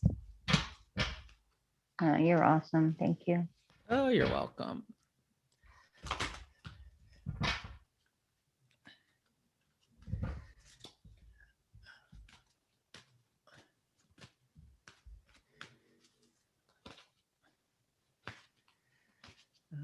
Okay. What does Darrell? Okay, so I got the Thinker card in protection. So I really want you to take care of your mental health. This can speak to analysis paralysis. It sounds like you're not in analysis paralysis, but I want to make sure you're staying mentally, you're staying grounded, you're getting out of, letting the mind race, which can happen in this, with this, all this mutable energy in Gemini season and whatnot. So, okay, that's the medicine for you. That's the answer. Okay. Okay. Thank you so much. Appreciate it. You're welcome. You're welcome. Okie dokie. So, yes. I can do a couple more if there are a couple more people who have Sagittarius Sun or Rising. Let's see. Pritha, did you, and Monica, did you raise your hand because you're Sag Sun and Rising? I did raise my hand, but I do not have a Sag Sun and Rising, so I'm going to unraise my hand. Did you have a question? No, just a comment. This is really rad. Thank you. Oh, you're welcome. Okay, I'll do Monica and Ian. I have a Sag Sun and Rising. Is that Michelle? I guess I have Sag Sun, so. Okay, so I've got Michelle. I've got Monica. Ian, was that a Sag? Just a quick question, and if I need to book a reading, all good. I don't want to take time away from people who do. I just didn't know if you had a few words on. I have a Sag North node, so I was really curious about that. Okay, so Sag North node. I was speaking to someone else about that. So the South node is in Sag now. So at some point since the South node went into Sag, it should have come up with you that someone or some situation has come into your life in order to basically shine a mirror give you some perspective on yourself from other people's perspective in order to show you something for your karmic growth, in order to release something. So think about that. Okay, thank you. You're welcome. Yeah, so I had Monica, Michelle, and someone else spoke up that they had something. I had a question too, Celeste. It was kind of like Ian about the nodal returns, because if that's the reverse nodal return, what do you, I should know this from all the classes we've taken, but like for a nodal return on the eclipse, what would you? Yeah, so are you a Gemini North node? Yeah. Oh, so that's lovely. I mean, something good could be coming into your life. I mean, based on whatever else is going on in your chart. But when the North node comes back to where it was when we were born, it's usually something, bringing us out into our karmic story, where we're meant to go. So I think that's very positive. That's really good. Actually, I do have a quick question. May I ask that? Yes. What if I don't have anything in Sagittarius or Gemini? Yeah. So I'm just blank. Yeah. So you have an empty house. That house is ruled by Jupiter. So Jupiter right now is in Pisces. So it's not empty. There's no planets there, but it is being ruled by Jupiter, but who's in Pisces. So yeah, so that house will be activated with this lunar eclipse. Which house is it? Oh, you're on mute. Sagittarius. It's 6. No, okay. I can't read it. Is the thing. Fifth. Okay, so that's your house of creativity. So think back to what I said. It's about what you create to bring joy to yourself, and don't let the opinions of others hold you back from doing something creative. Thank you. You're welcome. Okay, so I'm going to do Monica, Michelle, and I think there was one other person who spoke up I can do. Okay, I'll just do these two. That's perfect. And then, yeah. What about, could I add my name to the bucket, Celeste? Just for the last one? Yes. My name is Ben, or Ben. Okay, Ben. Okay, those three I'll do. And then if other people have questions, we can answer a few questions. If Thanks so people, much, Celeste. oh, you're welcome. If people are still have them. Okay, so Monica. Okay.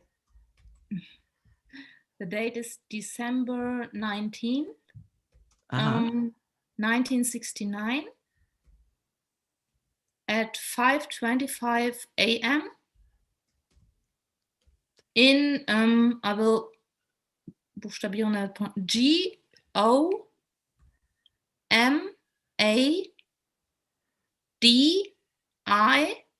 Was it D as a dog or B? Yes, D as a dog, I? I-N-G-M-G. Okay, D-I-M as in Mary? N as in North Pole or North Node. Okay. G again. E. N. M as in Mary? N as in North Node. Okay. It's in Germany. Okay, how do you say that? Gomandingen? Gomadingen. Ah, and it's Germany? Mm-hmm. Yes, it is. And is that Baden-Württemberg? That looks right. Yeah. Yes, that's actually. Okay. Great. Let's see, Monica. Okay, so you are a Sun Sag, a Moon Taurus. We had that combination before, I believe. Mm-hmm. But you're okay. And then a Scorpio rising. Oh, that's so interesting. So your Sun is in an Earth house. Do you feel your fire? Not so much, actually. Yeah. I feel my Taurus moon very strong, and I feel my Scorpio rising very strong. I still haven't figured out what the Sagittarius thing is doing there. I'm just a bit lost on that part. Yeah, so you have your Sun in an Earth house. So it gives, and it's below the horizon, and Jupiter rules your Sun, and Jupiter really wants to expand and all these sorts of things. So it really seems like you need a connection into that fire. And ways to do that are making sure that are you really hesitant to take risks? I am. Yeah. So maybe think about how you can release that hesitation. I'm not telling you to jump out of an airplane or anything or skydive, but like just live out loud a little bit more for yourself. Yeah, it might help you. Gemini season might really help you to do so. Do you journal? A lot, yes. Okay. Yeah. Do you feel like you want to be more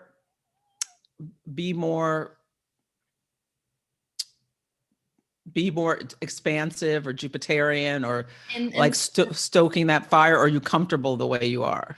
In parts I'm very comfortable, but there's one area in my life where I really need some fire and need some more outspokenness. Mm-hmm. And where is that, at work or home or? Not that much. It's more with my soul is just wanting. I just want to write, and to get there, it's a challenge. Okay, so do you want to write a book or something like that? Yes, exactly. Yes, to master or just to write whatever, just to muster up the courage. It's. So for you, the moon it's in your first house, so it's like burning off parts of your identity. And I think the Scorpio rising is wanting to be so private and fearing being exposed, maybe holding you back.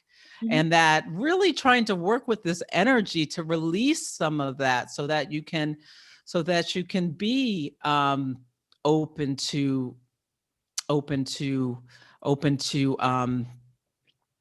open to having people being really seen through your work. I think this all comes down to you having concerns about being seen as you really are. And if you write something and put it out there, people can see you. So I want you to really work on that. You have Uranus in your house of daily life and habits, and that habit of maybe somewhat hiding yourself. It's squaring Saturn in your third house. So I think it's really a wonderful time for you to release that structure or release that, fear of being seen, and maybe start something small, like start a Twitter or a Instagram where you put your words out there, like with quotes or things that something to help expose yourself. Okay. I think would be really good for you. And Mars is climbing up in your chart, and it's getting ready to get into Leo. And that's another wonderful opportunity to really try to stoke that fire, because what that will do, Leo, you have your sun in Sag and Venus in Sag, and you have, you have Chiron in Aries. So that'll bring you kind of like this grand trine feeling into yourself. I think this is a wonderful time for you to really work to do something to expose yourself. And Jupiter, your Jupiter naturally, your natal Jupiter is in Scorpio. And right now Jupiter is in Pisces, forming a trine and activating your Mars. So you can really, it can push you, use this energy to push you to take action, to expose yourself and show the world you're writing. Yes, I have started a personal blog, and it's just it went to sleep during the pandemic, like many other things. So thank you. I just will, if the stars are shining in my direction, I have the necessary energy to step into. Yeah, get your blog.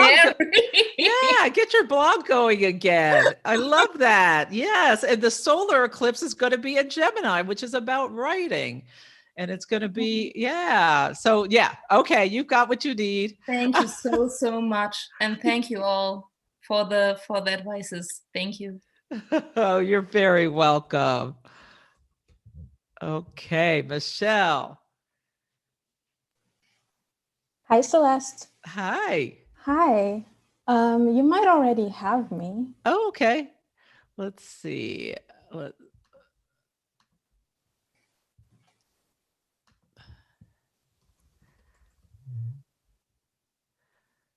Solomon? Yes, that's me. Oh, hi. I can't see you, and I didn't see you before. Nice to talk with you again. Hey. Wonderful. Yeah. So you're a Sun Sag, a Moon in Taurus, and a Virgo rising. That is such a common theme, that Sun Sag, Moon Taurus. Yeah, and your sun is in this watery house. So do you feel the fire? I'll ask you as well. I've been trying to, after talking with you. I think I've been trying to get that fire going. It's hard though, because I think, and I guess that's been a common theme with all of us Taurus moons, is that we feel very comfortable in that space. Like I really resonate with my Taurus moon and Virgo rising more than I would with my Sag sun, whereas I do have a few placements down there too, so I don't know.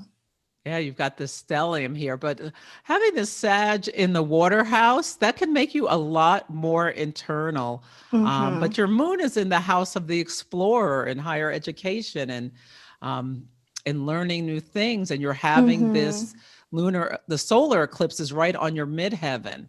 So, So are there things you want to bring out into the world right now?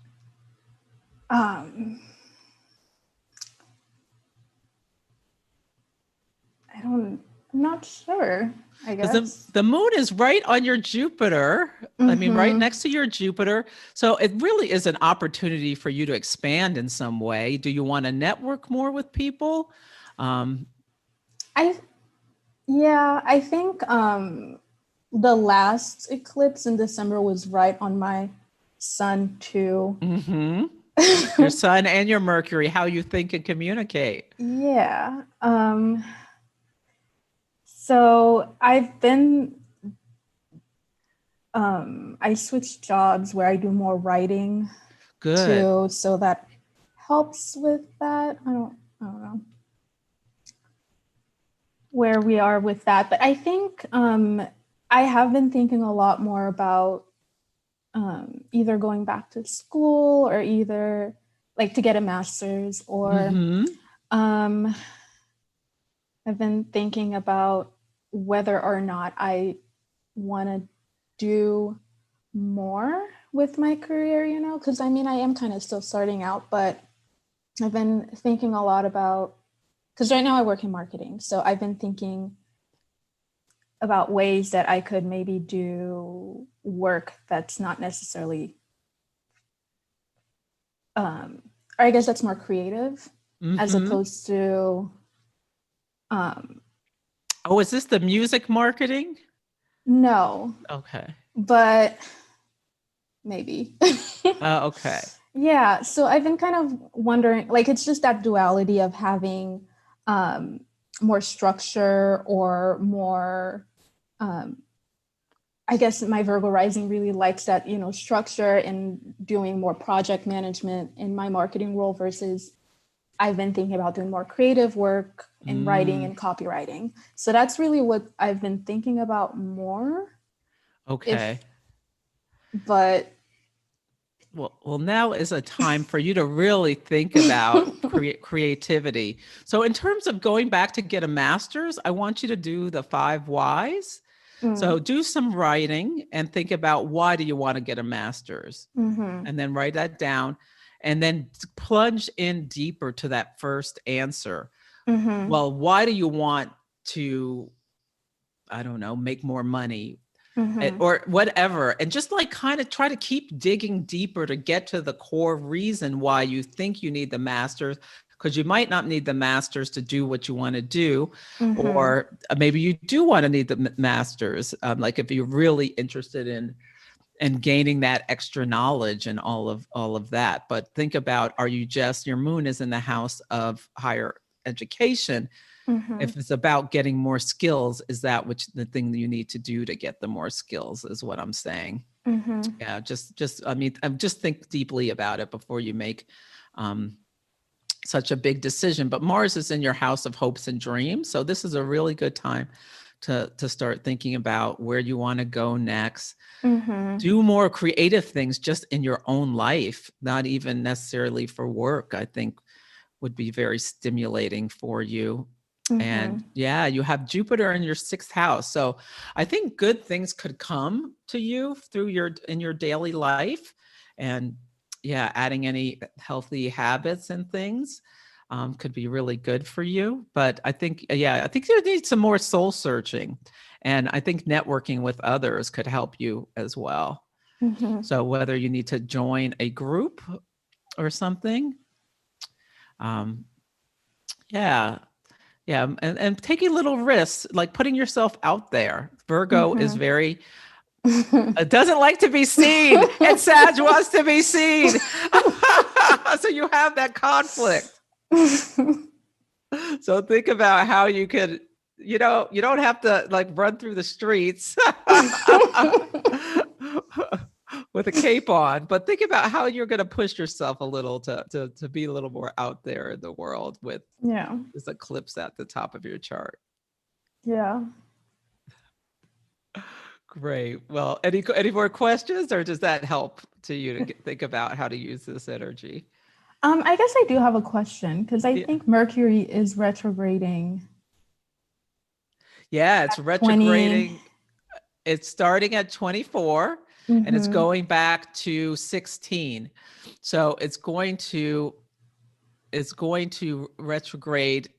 It'll stay within your 10th house. Yeah. So it's all about, this is great energy to review how you want to be out in the world, review what you want from a career. That's why I want you to do the 5 whys. Yeah. To really think about, it doesn't just have to be about the masters, but why you want, what you want to do with your career. And as you said, you're still really young. You have time to make changes. You have time to do things that maybe aren't the right thing and then change, Yeah. change Just later. exploring, but Yeah. I have those placements that make me kind of risk averse. So Exactly. Try to lead kind into of hard. Try to lead into the adventure in your spirit. It's in there somewhere. Yeah.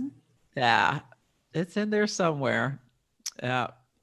And you may meet someone who someone karmic when Uranus and Saturn square in June. So be really open to who you meet. And maybe someone to resolve karma with, or an opportunity to tell a new story. All righty. Yeah. Good to know. Yeah. Good stuff. Oh, good. Well, I hope that's helpful. No, it is. It always is. It's like, but you don't want to. You're a Virgo rising. You don't want to step out. But I think that Sag Sun, that's what you signed up for. Yeah. Okay. Let's talk to Ben. Hi, everyone. Thanks, Michelle. So good to see you. Or hear you, I should say. Hi, Ben. Hi, Celeste. Hi, what's your birth date? September 28th, 1994. Okay. And the time? 2:18 a.m. And where? Port Moody, P-O-R-T, and then M-O-O-D-Y, like. Is it one word? Oh, two words, sorry. No worries. And then British Columbia.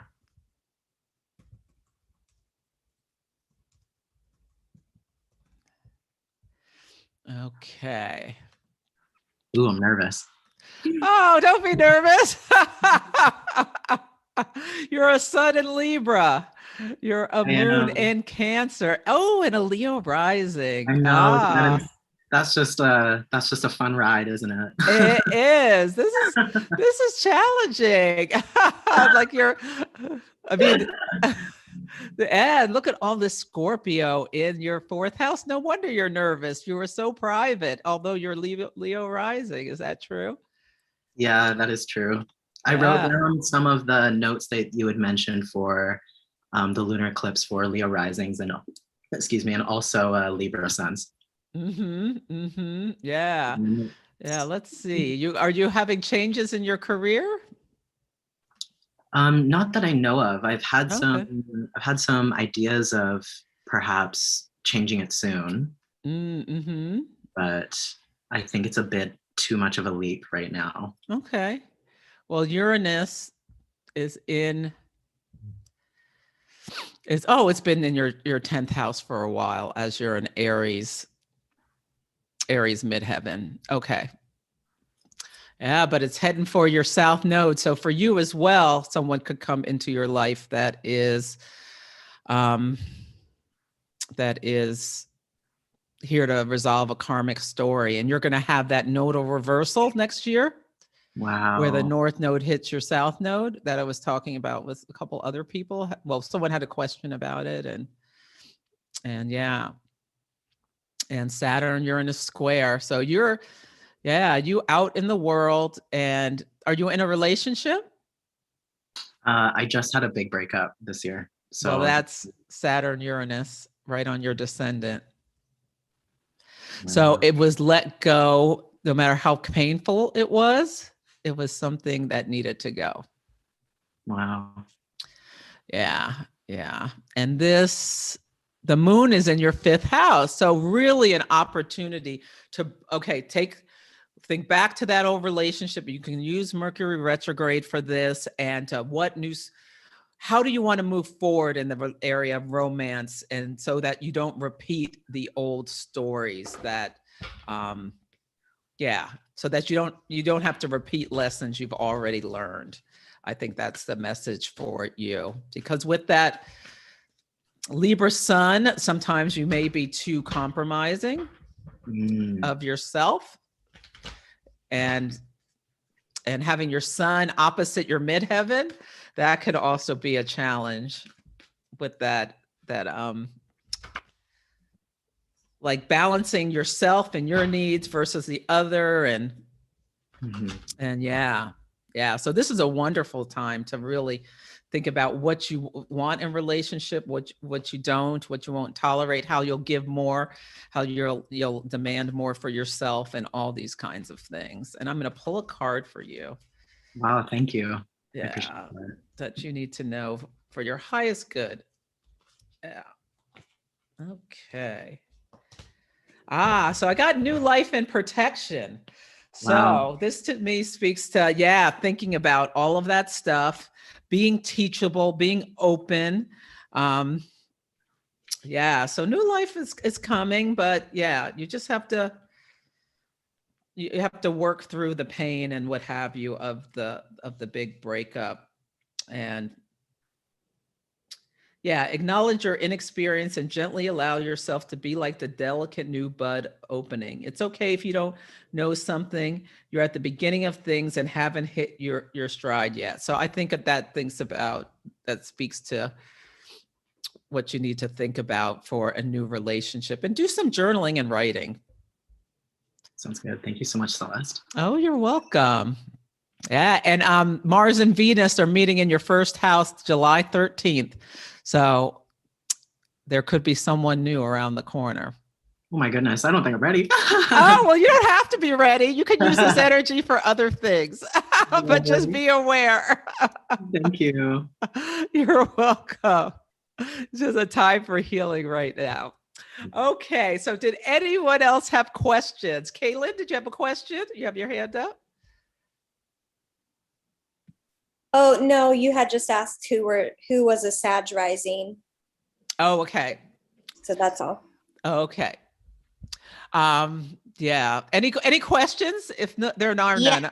Yes, Okay. actually. So it's Preetha. So if I just wanted to learn more about for people who don't have planets in Sagittarius and Gemini, and we wanted to learn more, do you have any recommendations of what we might do? Learn more about the signs, learn more about what's going on for this eclipse, because I feel like this eclipse is a really important time for me. I don't know why. And I feel kind of a little clueless, so I'd like to get more clues. Okay, I'm going to put this in my so I'm on the service called heyhero.com. And you can look me up and then ask me the question, and I'll look at your chart, and I'll do a little video for you. Let me see. Maybe I can. Yes, because it may be activating you. So especially if you have planets in Pisces or Virgo or placements in either of those signs, it may be activating you. So that might be why you are feeling that. Okay, thank you. You're welcome. Let me see. Oh, here's my direct link. I'll put it in there. So anyone who wants, I recommend booking a full reading, but you can also use Hey Hero just to ask a quick question, and I'll look at your chart and do a little video for you. Okay. Any other questions? Okay, Kaylin, are you still there? Oh, Janine, are you asking a question? Yes, hi. So I know you mentioned a little bit about, the North Node and how this eclipse can affect that. But I was wondering, I just recently started looking into my IC, which is in Sagittarius in my chart, and I've been trying to just dig deeper into it, and I thought maybe you might have some insight into anything that could point to for myself. Yeah, so Sagittarius, the IC is your root. It's your most private part in the chart, and that means Gemini is at the midheaven. So did you come from a family where there was it was like, this is the way it is. It could be very religious, or it could just be like there was this deep rooted philosophy or teachings you got from your family? Yeah, like growing up in a small town, there's a lot of like rules and ways to fit in or not fit in, I found. And being like an Aquarius sun, I didn't really feel like I belonged anywhere near there. So I really struggled a lot with, the whole roots thing as a kid, for sure. Yeah. So your call is to gather more information out in the world, to see how things really are, and to release some of that old story or the shame that comes from not being the way you're supposed to be in this environment and things like that with your Sagittarius at your IC. Okay, that's great. I'm going to do that. Thanks. Okay, good. Any other questions? I can't see everyone, so just come off mute if you have a question. Hi, Celeste. This is Tanya. I do have a question for you. Hi, Tanya. Hi. Here, I can turn them around so you can see me. Hi. Hi, Tanya. Nice to meet you. Nice to meet you. Are you Leo something? So my question is, no, I'm a Cancer Sun, Cancer rising. And I have a question because I just had my Mars return and I just had my Gemini return within a day of each other. And my Gemini is going to get hit a bunch of times with the retrograde. What do you mean your Gemini? Your Mercury or? I'm Mercury. That's all right. I'm Mercury. Yes. And it makes me nervous just with that much action going on. And like, there's just been a lot going on in my life personally with my kids and my work and stuff like that. So if you have any insights on how that works when these axes are really close, it's really close to my Mercury. And it's just a lot for me to take on, right? It's just a lot mentally. And I know Mercury is mental and communications and things like that. So any insights I could. Yes. So your Gemini, your Mercury's at 23 Gemini? It's at 19. 19 Gemini. Oh, the solar eclipse is hitting you right on the Mercury. Oh, okay. That's a lot, because that could speak to, what house is it in? 11th. Okay. Like we're almost 12.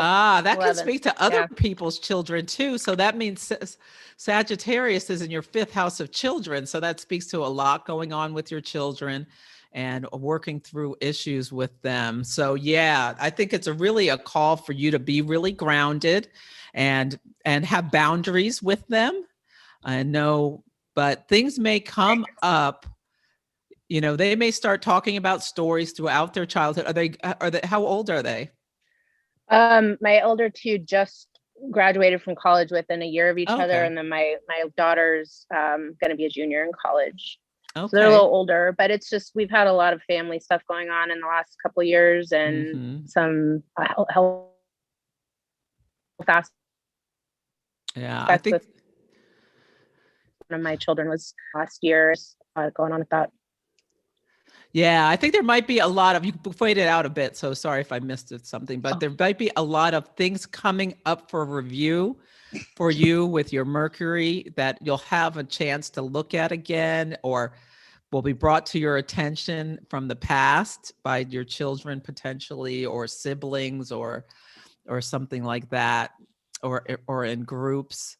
So I'm an only child. So for me, every time I see things like in the 5th house, it always goes back to my kids for me, just because it seems very, predominant. But there's just a lot going on with that Gemini Mercury thing. And I was like, oh, what should I be really concentrating on? So, well, I would do some writing. It's an opportunity to tell a new story for yourself. The 11th house is a house of hopes and dreams. So really think about where you want, like, what do you want out of your life? Are there things you want to bring into your life? Having a solar eclipse there, I mean, you could make new moon wishes for 10 days with that, because there's a lot of energy to bring good things to you. But with your kids, it might be about boundaries and things like that, and things coming back up. Oh, my moon is in